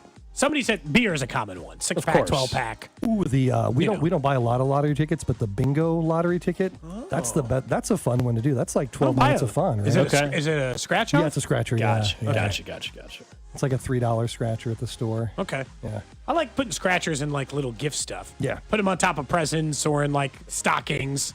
Classic stuff. I feel like that's just a easy My kids aren't into cards or anything Yeah. yet. They desperately want a Nintendo Switch 2. Dude. That's the thing. They're Do you have easier. one To, yet? they're No. easier to get now. They're a little easier to get. But like $500. Oh, they're right? expensive. Yeah. Yes. Oh, I'm not saying they're not, but I'll say, like, think about the things Dan, I appreciate this as a parent. The amount, I guarantee you, in the last 12 months, I have spent $500 on things that I'm like, you still don't use that? The hell did I wait like $10 at a time, $15 at a time on a Squishmallow or whatever the hell it is that they barely ever touch? I know for a fact they'll play that Nintendo Squishmallow. Switch. That's a big thing, man. I know. There's Squishmallow cards now. Big. I'm very Big. confused by them. Are they worth money? I don't. Should People we are open a people are pack? buying packs of them, and I'm so I know lost. those Disney cards are I'm worth money. completely lost. I don't know if I got a good one. Exactly. This is why I stick with the sports cards because I could open Pokemon or Squishmallow or whatever, and I wouldn't even know Your if I kid got a probably has $1,000 4 card. sliding gloves, and he only needs one. He has 0 sliding gloves. Oh, 0. wow. Because he knows how to slide. Little surprised by this. Yeah. Well, no, I mean, he's got, like, I'm not going to say he doesn't have, he's a catcher. So he has, like, he's got stuff. He has, like, a mortgage on wheels when he shows up to a game. Yeah. I mean, like, he has stuff for sure. But he's having to use that every day at least. Right. He uses it a lot. Yeah. But kids ask for things, or you get them things that you're hopeful. Like, there's a lot of wasted money in parenthood. Yeah, yeah. Before we even get to the A lot of food wasted part money of in it, adulthood too. Let me tell you. What's the thing you've wasted? What's the thing you regret buying here more recently? This is just gonna be a random question. Recently? Fan club. What's something recently you're like, why did I spend that money on that? What am I doing? Recently, though. Obviously, recently? Text line in the meantime is, how good do my spoons need to be to make pumpkin bread? Hey, Dan, how good are your spoons at your house? Oh, What's the gosh, quality here here? we go. Would they bend if you put them through ice cream? They would not. He gets it. Yeah. I'm an adult. Right? Exactly. I'm an adult. There you go, I Drew. said, buy There a we nice go. spoon. Yeah. At least one. I mean, honestly, a nice box of spoons, we're talking like $20. Yeah. Hang on a second. I'm still thinking about your Hang on. original. My I'm spoons for still thinking life. about your original question. I don't know if I have an answer Cody, for you. Cody, if I go to Target today and get a box of spoons for $20 and they bend, I will call you and tell you to Venmo me $20 because they bend. I'll take a video. I actually might go and do Can that I this choose weekend. them? Can I choose the spoons? if Tell they're me, under 20? tell me which ones I need to buy. Tell me what spoons I need to buy. They're not going to be $20 though. I gotta look. It's going to be like $49.99. How many total spoons? That's too much. How many total spoons are you looking for in your house? I don't need spoons. I'm trying to test your theory of you said a $20 spoon will not bend when I try to scoop out ice I think cream. for a single set, yes. Now, I don't think that'd be a full 16-seat placeware. Like, how many spoons are we talking here? I don't need I technically only need one spoon to try. Just let me know what I think kind $20 need to to get you a nice set of spoons. A non-bending 20-piece modern flatware set, $57. Well, that's not. How many place settings? 20-piece. 20. Oof, that's tough. Like 20 spoons? No, probably 4 spoons, 4 forks. Okay. That's a lot of spoons. The original question, Danner, was because it's 20 spoons. 4 dinner forks, 4 salad forks, 4 soup spoons, 4 teaspoons, 4 table knives. So Danner, you don't have an ice cream spoon, like to scoop ice cream, or you just use your regular spoon. That was how the conversation originated. Well, that's different. Why? So we have big tablespoons, and then we have regular spoons, like teaspoons. So there's no like ice cream scoop spoon that you use to get ice cream. The You just problem, use a regular everyone in one. my house is on the spectrum, which means nobody is using the big tablespoon. I don't like. So I cannot What? eat. No. I can't eat with that big spoon. There's no way. There's one. no way. No one. Randall has tried to No serve me one. that, and I'm like, I can't put that in my mouth. There's no way. No one in the tap house. No one in the tap house uses the big spoon. You can scoop things with it, but you cannot eat with that spoon. So you might scoop ice cream with it. for Sure. instance. Yeah. See? But we have ice cream scoops though. Like we have a pizza I do cutter. too. I just don't think my stance was not that nobody could. My stance is that an ice cream scoop is overrated because I find that the big spoon out of there is a more useful and more effective ice cream scooper than the scoop. That's fair. I think just that the tablespoon itself is quicker and more efficient and does just as good of a job as an ice cream scoop. I don't need it to be in a perfectly round bowl. I'm eating the ice cream in my home. Right. I don't need it to look like I'm taking a photo for Instagram. I'm shocked with that take though, because normally you are very big on showing sharing food, and photos and look at that. It's true. So the fact that But I'm you not just sharing. Maybe if I made the ice cream, I might go through the trouble. by the way, making your own ice cream seems like just Again, buy a I've done damn that. pint or It's not- gallon of ice cream. I've done please. that. I don't do it very often. It might be one of those things that like once a year it's worth it is like a treat. But I would generally agree with you that the juice is not worth the squeeze on that. As someone who's like made some ice cream, it's not. It's feels like a lot of work for that. Yeah, sometimes Danner's right. I can't put that in my mouth. Yeah, you can. Oh, bro. Yeah. You come on the show and things get saved quickly. Honestly, that one's going to get buried because there's just so many different ones from this week. Your question, I still don't really have an answer for you. Someone did say they know someone that regrets buying Coldplay tickets probably recently. But did you see that, I assume? I did. How have you not seen it? I love it. You said you love it. Cheaters getting caught. Yeah, dude. I don't feel bad for that guy. I just don't like if they just would have acted normal. Just play cool. Just act normal, and nobody would have. None of us would never be talking about this. Maybe one person you work with is like, ooh, dicey. What's like this? You guys know about the Streisand effect? Are you familiar with this? No. So years and years ago, this guy did a series of aerial photographs of the California coast, and one of these homes that was shown was Barbra Streisand's home, and she got so mad about it. You showed my home in these series of photos, and no one knew it was her home until that happened. Until she said, "Why did you show my home?" If they would have just played it cool, they're fine. Correct. Also, just like the outside of your home, it just is what it is. Yeah. You've signed. Part of this is I do have a hard time feeling bad for, and I've seen like the level of attention that comes with a certain level of fame that must just be a miserable existence. But like, if you did tell me I could have $100 million tomorrow, I'd figure it out. Yeah, I'll go away. I'll figure out the parts of the public part of it that come from it, and we experienced it at like the tiniest conceivable level, and it's like you'll figure it out. Some guy was very complimentary when I went to that golf place the other day. Very complimentary of the show, Gold. No, nice. We Just so you know. appreciate all our listeners out there.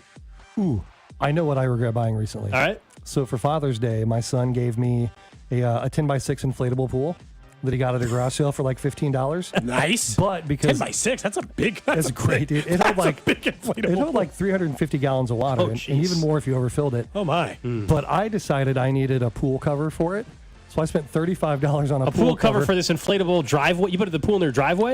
I sure did. How do the neighbors feel? I didn't ask for permission. I mean, and nobody said anything. Nobody said anything. Yeah. So I bought a $35 cover for it, and then I asked Randall on our way home from work one day. She bought me a $25 like net to scoop leaves out of it. Oh, okay. And then like 3 days later, got a hole in it, so I had to throw it all away. Couldn't you just buy another pool to put the cover on? Well, to buy another pool was like $60. This was like a $15 garage How did sale it get a hole in it? Just like I mean, you can buy a patch kit. I don't know. I got a patch kit. Did you throw it away already? It's gone. Not for a pool, but I mean, it's for a bounce house. It'd probably work. It would work, yeah. But you could have patched it up, man. Well, I feel like you go on the site like, okay, well, I bought this cover, so now I need to buy a pool. Well, now I need to buy chlorine for this pool. I mean, so I decided to stop since we've been going to the regular pool. I don't need, but the driveway pool is awesome. Driveway pool. Yeah. Pool is one of those things that if I just had infinite money, I'd have one in my house, but I want nothing to do with any of the You just want to pay somebody to handle it. Yes. Cody wants a pool boy. I don't so much as want to, I don't even want to skim the pool. I don't want to deal with the chemicals. I just want somebody to make it look nice, and I don't want to take care of it at all. So I'm never going to get one because I'm never going to have the kind of disposable income to like pay this person $25,000 a year just to take care of it. Whoa, it's a whole lot. I'm sure it is. I don't know how much it is, but I imagine I'm sure it's not cheap. My whole thing has been trying to bribe someone every summer into letting me buy a key fob from the neighborhood right next to ours that has a neighborhood pool. Ooh. But nobody seems to want to take me up on the You bribe. haven't done a good job making friends with the neighbors. That's a good point. Maybe I need to do that. My kids have made friends with somebody who has a pool in their backyard, but I feel like I can't impose that situation. Yeah, the kids can. You I can't. just need them to maintain friendship long enough that me being there is also not a problem. We just show up wearing your swim stuff when you drop them Just off. in trunks? Yeah. Or you make it about safety, like, just to make sure they're okay. It is water. Water's dangerous, so I'm just going to get deep in real quick. Water is dangerous. It is water. Water is dangerous. You guys got any beers in the fridge? Or like, what's the situation here? Can I get a drink real quick? You just roll in with a cooler. They're going to hate me so fast. It is a Fan Club Friday here on 96.5 The Fan. We got Jeremy Danner from Four Hands Brewing hanging out with us. We're having a little Oktoberfest, even in July. It tastes pretty damn good, I must say. It is time for another open leaderboard update, though, if Drew is ready. Prepare yourself. We got to go across the pond. Ireland. It's the final major of the year. We need to know who's atop the We're going to do this over the leaderboard. club music, too, by the way. We're not doing the back. Okay. That's going to make it sound even here we go. weirder Perfect. for anyone who's just tuning in. I just want to say from the bottom of me heart, Matthew Fitzpatrick. It's getting worse. Keep going. Keep going, Drew. Turn your mic off, Cody. Matthew Fitzpatrick is 9 under par for the tournament as it currently sits. Second round, he's through 16 holes. Scotty Scheffler, 8 under par through 13. The weather is getting mighty blustery out there. A lot of umbrellas, vests, hoodies, sweatshirts out there in Royal Portrush, Northern Ireland. Almost said Scotland. It's in Northern Ireland for the Open Championship, the 153rd. Matthew Fitzpatrick, Cody got him at 11-1. He is again solo leader at 9 under par. Brian Harman at 8 under, and Hao Tung Lee also at 8 under par. A bevy of golfers. I'm cheering for my bet, but I'm also cheering for the monk. I almost don't even get any information out of it. No, who's leading? Matthew Fitzpatrick. Yeah. I told you he said, what kind of accent do you want? I said, I almost want to make it sound like you're saying heart stars, heart stars and rainbows, clovers and balloons. Yeah. I want it to have a real like I want it to be like that level of Irish. My name's Drew Nixon, and I'm here to tell you about the Irish Golf. That was so much better than mine. I think I'm trying way too hard. In fairness, one time when I was like 16 years old, studied Irish dialect tapes for like 30 days because my sister had to play someone Irish in a play. And so I legitimately spent 30 days working on an Irish accent one time. Just like, it's been lovely being here in this time of Ireland where we talk about golf and a lovely little afternoon where Matt Fitzpatrick is in the current lead. Like, we just did stuff like that for like 30 days. I don't know. You just bodied that. You should have been doing these updates That's the entire time. my only good accent. And it's mediocre at I best. don't want someone doing it with a really good accent, It's Drew. way funnier when you do it. That's I do not point. claim to have a good Irish accent. No, in regards to your monk friend, Cody, Kakanjana, 1 under par for the tournament. Oh, man, he's falling back a couple of strokes. That's an update. There's a guy in the golf tournament who was a monk for like a year. Shout out to him, too, by the way, for coming back. And still, he's going to make the cut easily. Like a full-blown monk. Shane Lowry also. We'll ask you, Danner. This is actually, you're a perfect person to ask. You post a lot on social media, I feel like. Drew yesterday, or it was actually 2 nights ago, but we talked about it yesterday. He is getting back in shape and stuff, which is great. He's out there, he's working out. He was doing some 4 miles you ran the other night, but he took a photo shirtless in front of his car using the car as the mirror and put it out on Instagram for the world to see. Your thoughts? Have you seen the photo, first of all? I've not seen the photo. Okay, well, let's get that to you real quick here. It feels pretty thirsty. He's married, by the way. It's not, though. I was working out. A lot of hip bone. Danner, let me hand you this phone for a second so you can... Oh, my goodness. You can take a look. Jeez. Your thoughts, sir. It is a lot of hip bone. Yeah, I mean that's like showing the V almost, dude. I mean, like, I'm gonna be honest. Dangerously low. It's spicy. It's spicy. Yeah. And he's sweaty. Where's your hair, dude? Where's your hair? What happened? Oh, you mean the burrow hair? The bleach? Or body hair. No, the body hair. Oh, I just don't think hair? he has it. Oh, okay. I don't have it. I don't think thankfully. I don't think he shaved it. I think he just doesn't. I think it's just not there. Which is fine by me. How many? So I also am disabled, so I can't help. How many versions of that did you take before? Oh, you that's a picked good one? question. We haven't asked that. That's a good question. One. Just one? Wow, Just single one. shot. You know liars go to hell, right? I took one Pants photo. catch on fire. It's a real risk. I took one photo. Those lowered pants will catch on fire.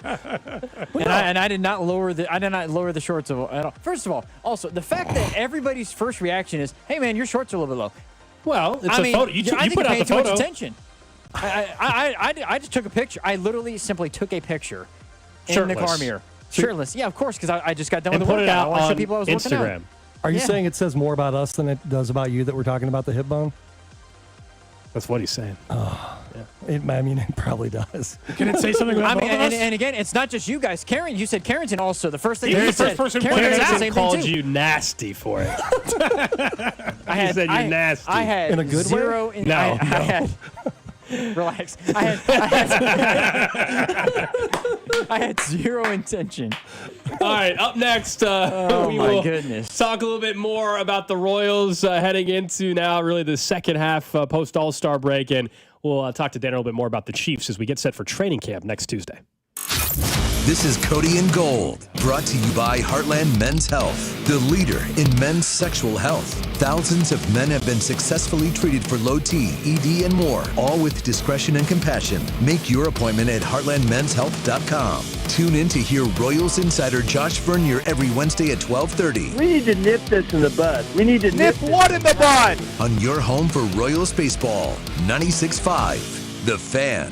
Need to sell your house in Kansas City but not sure what the best option is? Selling a home, especially when dealing with foreclosure, divorce, job relocation, or an inherited property, can feel overwhelming. That's why I don't just make offers. I help homeowners understand all their options so they can make the right choice with no pressure and no obligation. I'm Rex, a local homebuyer and resident right here in Kansas City. Whether you're looking for a fast cash sale or just want to explore your choices, I'll walk you through the pros and cons of selling to me or listing with an agent. If selling directly is your best move, I'll offer you a fair cash price and a closing timeline that fits your needs in as little as 7 days or on your schedule. No repairs, no commissions, no hidden fees. Just a transparent, hassle-free process so you know exactly what to expect. Let's talk. Call 816-330-6000 or visit rexbuyskc.com for a free, no-pressure consultation. Rex Buys KC, helping homeowners make informed decisions with confidence. He buys cars on the air and takes zero prisoners. The John Clay Wolf Show, now on 96.5 The Fan, every Saturday, 9 a.m. to noon.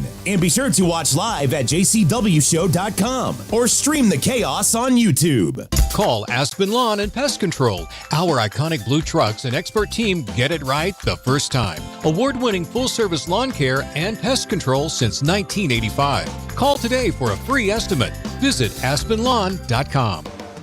Hey, it's Gold, and Circa Millions and Circa Survivor are back with a massive $21 million in guaranteed prizes. Circa Million, pick 5 games against the spread each week, 126 ways to win with $6 million guaranteed.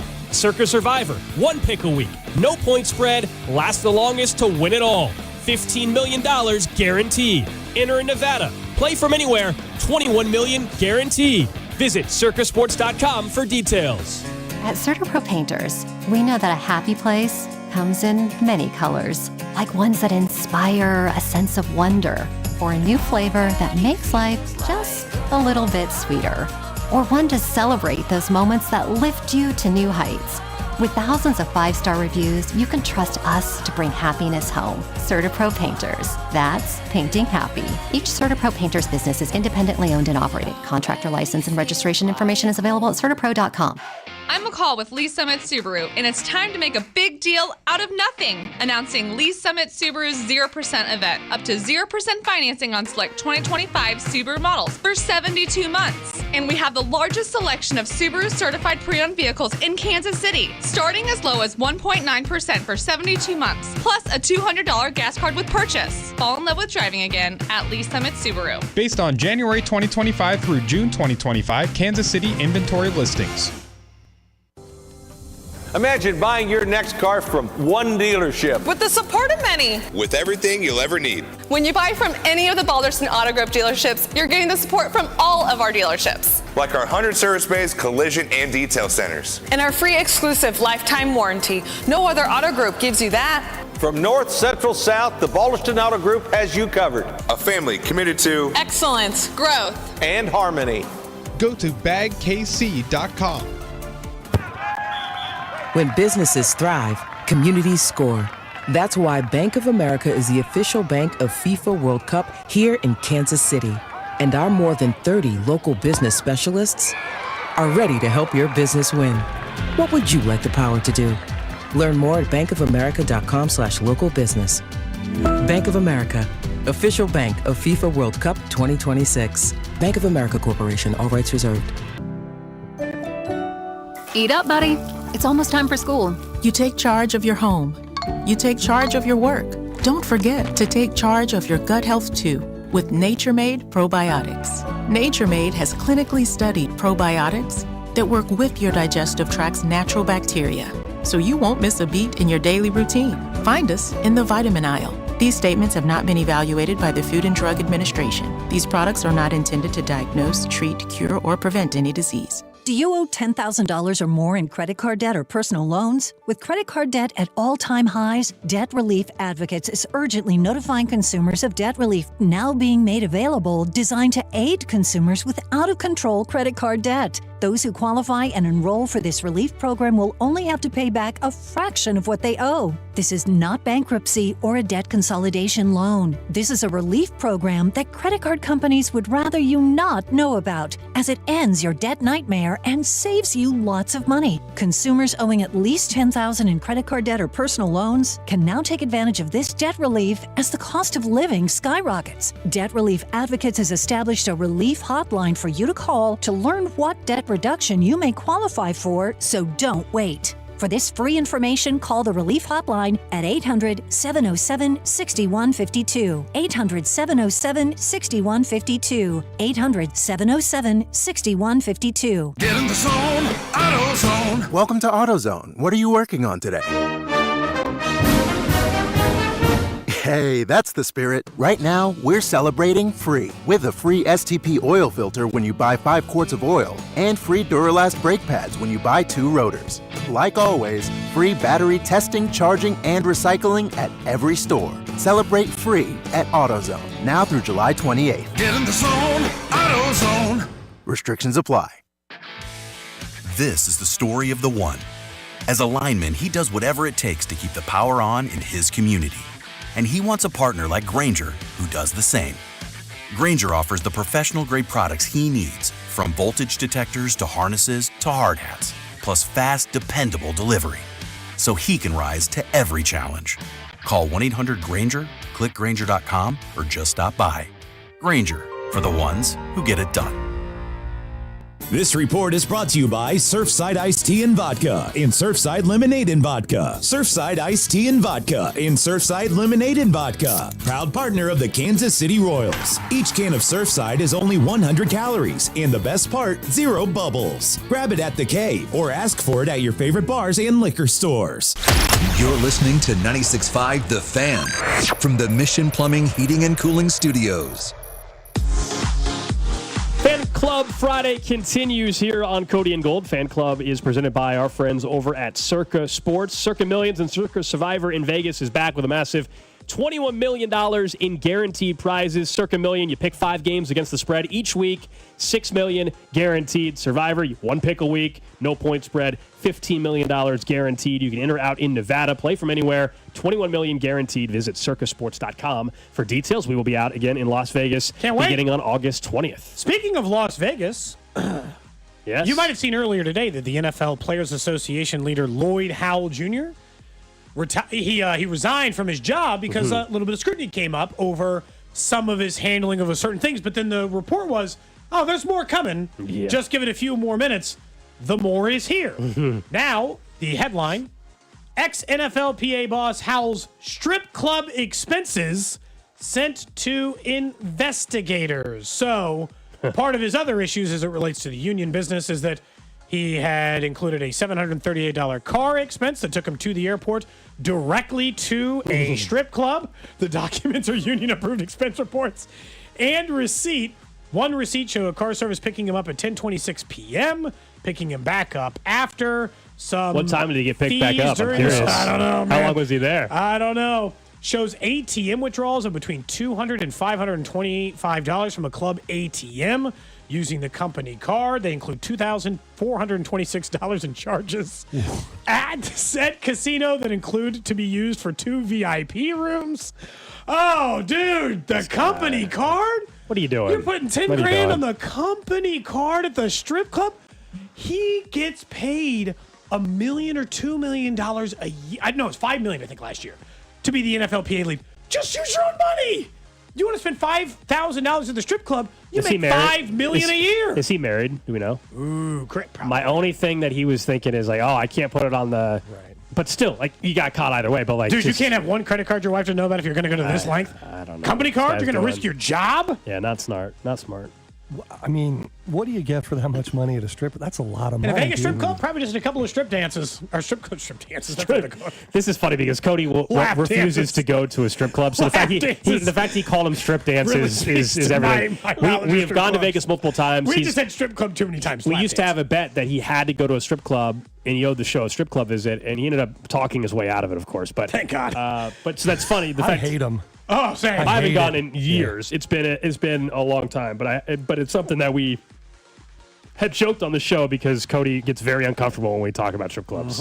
He makes millions of dollars a year, according to reports, doing that job. Jeez. Don't just pay for your own car. The second you start using the company card, Gold. You thought nobody was going to check, I guess. Gold, we're going to Circa in August. Yes, we are. You know, like if I try to submit a receipt, from the strip club, I'm going to be in trouble. Man, what's this Spearmint Rhino? What is this place, Cody? For $285. There was a pretty famous ATM. restaurant. There was a pretty famous restaurant for a while, Gold, that used to list their items on the menu, their alcohol drinks on the menu, as like stapler. Oh, yeah. I've seen Or this. Yeah. three-ring binder. Yeah. And they would list their drinks under those names so you could submit the receipt. It's an expensive stapler you got there. You had 7 of them? You got 7 staplers? What are you doing 7 Hey, you staplers? never can have too many staplers. Never can have too many of those. That's crazy. I had a relative who embezzled a large sum of money from a small town's budget for like fire and rescue, and he wrote personal checks to himself. It's the same kind of thing. Oh, like, my goodness. Did you just How long did he get away with it? Way too long. There was like a complete lack of oversight in the situation. How long ago was this? It's been probably 10, 15 years. It's been a while, yeah. Gotcha. I'm not going to get in trouble for talking about it, I don't think. I mean, he was convicted of it. Did he go to prison? Yeah, he got in trouble. Yeah. He got caught, and it was a big deal. But like the same kind of thing, like you're using your company card for strip club. I mean, what's a $500 car ride look like? That's insane to me. That part, it must just be. Do they ride with you? What's weird what about are you paying for the scenario? But what's weird Is it about the drinks that, you had in the ride? Maybe because here's what's weird about that: if you're in Vegas, they will give you a free ride to the strip club. Yeah, that's they want that's you there. That's a thing. So him paying to go there, I don't know what was going on in that vehicle on the drive there. Nice car service, and he drank the good stuff on the way down, apparently. I don't know, man. We got Fan Club Friday going on here. We got Jeremy Danner hanging out with us. Sorry, that's both a fan club and a sports story. Yeah, It's kind of both. No, it's very interesting. Thinking of, you were mentioning embezzling money, and we were talking about prison. Yesterday, we had the news about Rashee Rice, who is going to get suspended now that the legal stuff is situated, but we know he's going to have to spend 30 days in jail. We were asking the question yesterday, assuming the judge approved it, how would you had 5 years to spend 30 days in jail. How would you do that? Would you just spend 30 days straight and be done with it? Would you pick a week a year? Would you pick a week at every 2 couple? weeks a year How would for 2 you years? do 30 days in let's call it county jail? I don't think I could do 30 days in one time. I think I don't think so agree. either. That's a lot. I think I would freak out. I said 2 weeks a year and just knock it out pretty quick. I told Cody, sports angle, I'll do it All-Star Week and then and I'll do the Chiefs bye week. Okay. There you go, yeah. By the way, hold on. I got the real quick answer on what time he left the club. Okay. Because they've got receipts 8 for that a.m.? too. 6 a.m. Yep. He got to the strip club at 10:26 and left at 6 a.m. He was there for Tiffany's whole shift. Mercedes is too, I think. He didn't miss a That's crazy. moment. I can't do 30 days straight. I think I would want it under 2 years. I'm not trying to spend the whole 5 years. Right. I hear you. I think, like Gold, I might do it different. I might just do 2 weeks flat, but like a week at a time because I'm trying to keep my job too. Gold, I'm going to be out next week because you got to think about it that way, right? If you told forehand you're out for a week, you're probably okay. Or some people just said they want to do weekend jail, just Saturday, Sunday. I like my weekends too much for that. Well, it's a Friday. We're wrapping up the show at 2:00, and I'm going to head over to the county jail for the rest of the weekend. See you guys. Drew's shaking his head over there. That would be Just terrible. thinking about that is insane. Well, it'd be weekends. Yeah, thinking about it is scary. Like just spending an hour in jail terrifies me to no end. That's probably fair. Like I am not. It's county. I'm not jail material. I don't think You're not made for jail. No, I'm cut off for jail, dude. So it sounds like you would want to spread it out as long as possible so that it's as short a stint as possible. I don't know. You might prefer the short stint. What if I get there and it's not so bad and I'm like, you know what? Let's just do it all. That's what Drew asked. He said, That's what I was He said, saying. could I determine it ahead He of time. said, could I sign up for 4 days and if it's going okay, complete a week at a time? But he wants the option to leave early. Right. As in, like, I'm going to plan for a week, but if you're after, Let me out of here. If it's a tough week, you'd like to get after 3 days. You're like, I'll get to it, but like, I need a second. Like if some other dude rolls in that I am terrified of, I'd like to be out in 5 minutes if I could. I'm done. My Especially shift is county, over. people shift a lot more. You know, you're less likely to. You might get a new Look at roommate. you knowing everything about Well, I mean, county and You thought Cody was scared of lap dances. Wait till he's in there. You stay in like county until you're convicted, and then they figure out which like prison system to put you in.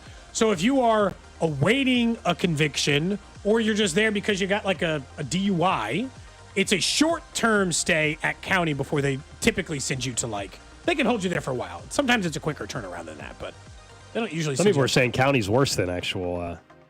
Interesting. I mean, for me, like the phrase like real jail, like any jail is real jail to me. They're all real Like, jail. I have a lack You don't want to of be in the reference. drunk tank or be in the... No way, dude. No way. I'm the only one in the show who spent any time in a county cell, and it's not great. What's but that Zach Quarles movie I where was he 18, so goes I to probably jail and like he trains to go to jail? Is it New Guy? The one with Will Ferrell and Kevin Harlan? That one? Didn't the one? Harlan Williams. Yeah. Like they teach him how to be in jail or Yeah. whatever. Oh, man, what's that called? I would need some training. From the something like 816 that. I know what you're talking about. 913-586-7965. This is from the 816. Someone said, take it from somebody who's been there. Once you go to jail, you just want to get it all done as quickly as possible because when you leave and you have to come back, it's 10 times worse trying to go back. Oh. Like once you've experienced it, you're like, and Yeah. then you might, Like, I don't want to go back. you might say, oh, let's just get this thing over with. Is what they're saying. that's because you guys were saying like you go 2 weeks I said once a a week a year. Yeah, Yep. I think that would suck. It's like the worst vacation of all time. It's like, There's a lot of dread going into it. If you're oh, like I told another the Sunday 51 weeks, Sunday days are counting scaries down. before the week dude. is gonna be brutal. It's gonna hurt. There is an argument. I think Get Hard is the name of the movie. Okay. It is. There is an argument. I said is the name of the movie pretty quick there. Yeah. I deserve credit for that. I'm happy I didn't remember that. I don't think I would pay for a grandma. What?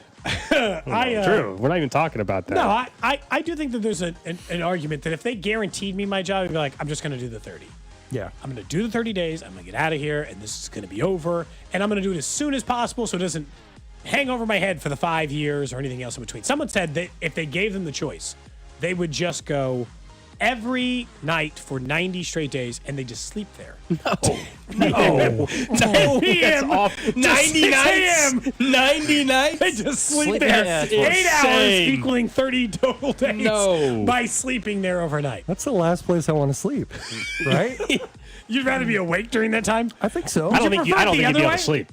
I don't think you'd be able to sleep. I don't think so. After I'd be a so while, scared, you dude. Are you allowed to? Can you right when you pull up to check in? Can you pop an Ambien as you're half asleep as you're checking in, and so you just pass out at that point in time? Because I otherwise would you're not pop sleeping. Yeah, you pop a couple Ambien? You got to pop that before you walk in, though.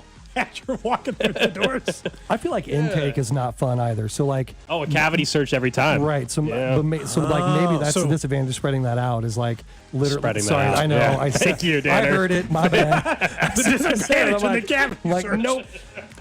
Yeah. Yeah. 100% my fault. Bad both ways, I guess. Yeah. You're true, but like for county, did they go through all that? Or yes? Probably. I don't know. I can't speak to that. I don't know. But I'm I'm guessing not they do. Googling Yeah, it tell on us, my Cody. phone. You've spent. Yeah, how I was how there did- for like 2 hours when I was 18. Okay. Did Might you have been get like 3 hours. Did they? No. They didn't touch you? They stayed in the cell. Okay. They took away my shoelaces Okay. and they took away my belt. That was it. The rest of my clothes were fine. And then they took away they took my wallet and stuff and put it in a bag. Made you a sign that you'd taken it. I was there like 3 hours. Something like that. It was like 11 p.m. to like 2 a.m. and then I went home. Terrifying. I mean, I was 18, so like it felt pretty scary at the time, but like I also knew I was in for hitting mailboxes, so I didn't think I was like going to jail for life or anything. Right. I knew I was going to be out of this situation in a relatively short amount of time. The fear was, and they kept warning us, it's like, if you don't make bail, if you're here at 6 a.m., we're going to send you to county. I wasn't even in county. So like I was at the step before, right? You're just essentially at the police station is what I was at. You're just at a holding cell in the police station. I didn't even go all the way to like county. where they would have sent me presumed had I not been, bailed out in enough time. Oh my! It's got a signature bond. I don't know. Someone says you are strip search at county, so that's tough to have to do 4 times if you do it a week at a time, right? I can't put that in my mouth. I'm talking myself. I'm talking myself into the 30 days.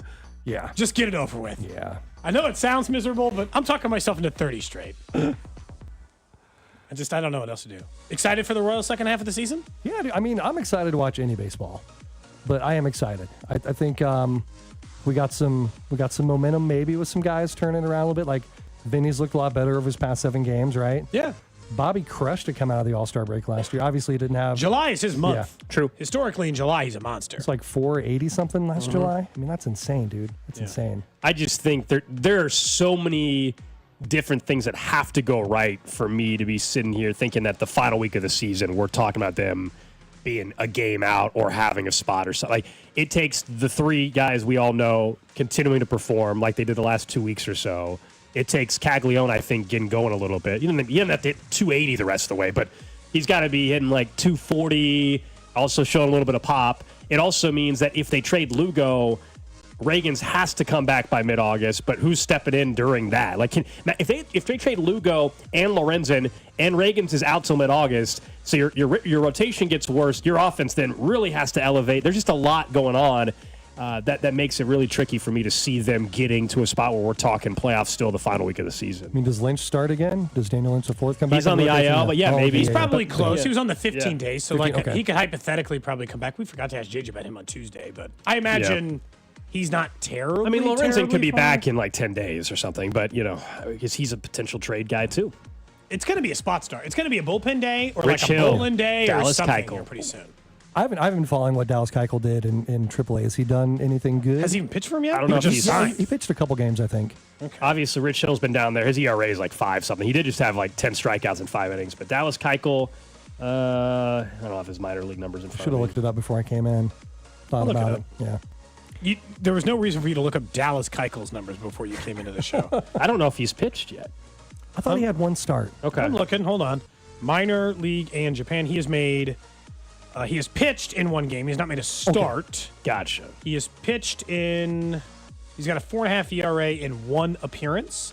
He pitched 4 innings in relief, technically, for whatever the hell that's worth, and gave up 2 earned runs and had 2 strikeouts. All right. Okay. So, spot start. I don't know if that does anything for you, but those are the numbers. I agree with you guys. I was listening earlier talking about Cags. There's no point in sending him. If there was you called him up, he's up. If there's a 4A, maybe put him there. Right. But he's not going to learn. We know that he can hit AAA pitching. Yeah, we haven't learned anything by sending him back down. And you don't learn to hit major league pitching by not hitting major league pitching. I think the break will be good for him. I think sometimes it is kind of a whirlwind getting called up, and I think we're forgetting that Nick Kurtz was pretty mediocre for about the first 30 days he got called up, and then things started to settle in a little bit, and now he's the 2nd or 3rd favorite to win American League Rookie of the Year. It's supposed to be an adjustment, and yet we act surprised when it's not, because it's supposed to be adjustment from A-ball to AA and AA to AAA, and those things weren't. Okay, fine, but it's still supposed to be an adjustment from AAA to the majors. Cags had plenty of time. When you called him up and you were a win now, you made your decisions. Yep. And also, every other guy who's hit in his spot this year, if there was somebody else clamoring for, talk to me. But MJ Melinda's been hitting 220 in AAA, so I'm supposed to want him instead? No, I'm fine. It can just be Jack Caglione for the rest of the year. Do you think MJ ever comes back up? No. I do. You do? I think he gets included in a trade and he's gone. I guess the caveat, if he doesn't get traded as part of something bigger in the next 10 to 14 days, then yes, I think he would be back up this year. But I'm kind of thinking that there's a chance he's part of another trade, yeah. That makes sense. Do you think Seth Lugo gets traded? I think it depends on how we come back out after the break. I mean, we're 4.5 games. If they win 7 of the next right 10, you're thinking no, right? I mean, no one, unless the Tigers lose 30 games in a row, they're going to win the division, right? Sure. There's no way we're competing with them. It's about the final wild card spot, really. It's I would be disappointed if we're not playing relevant baseball in September. I think that's what everyone expected this year. I mean, I think the organization probably expects that. But yeah, I mean, I think if we miss the playoffs, I'm going to be bummed out, but I'm not going to be devastated. Yeah. I'll be disappointed because it's below what the expectation should have been for this team. Sure. I'm not going to panic because they went 86 and 81 because that means the organization is in much better shape than they were before, and the young talent is still there. But I will be calling on John Sherman to spend. Hey, man, look, I got to be honest with you. The minor league system is what it is, and this team is stuck in a grind of between 80 and 85 wins, and the only solution to this problem right now, truthfully, if the Royals finish with 81, is money. There is no, enough people in Double and Triple A to solve these problems. Your choice now to solve some of the issues this team has is money. Is an outfielder, is a pitcher, is those things. That's what they're down to until the minor league system catches up. Is it, and it's not even his fault. It's just cash is the solution. It's that or just hope people play better, which is always that's a risk. That's a risky game when you're a manager to get into or you're an owner to get into, just hoping guys perform back to what they did or same as they did and all the other things. And can't count on the bullpen being as good as it was this year, next year, because those things are variable. I'm optimistic. I still think they finish with 81 wins, but I'm hoping it's. Yeah, I would glad to be wrong. I don't think they get hot. I don't think they're making the playoffs, but I would gladly be wrong about that, and that'd be a ton of fun once again to be talking about a playoff push. I think they're just going to be in the same 3 under to 3 above 500 range the rest of the way, which is going to be somewhat frustrating because you're going to still think, they're just a 7-game winning streak away from making this really interesting. I think we're going to be saying that a lot the final 100 games. Right, when we really, really suck, it's or 60 games. Okay, I'm just going to watch baseball, and I don't have any big expectations or whatever. But when we're right there, you have a little more emotional buy-in or whatever, and you really, really want them to win. I just hope that by September, the beginning of September, end of October, we're still very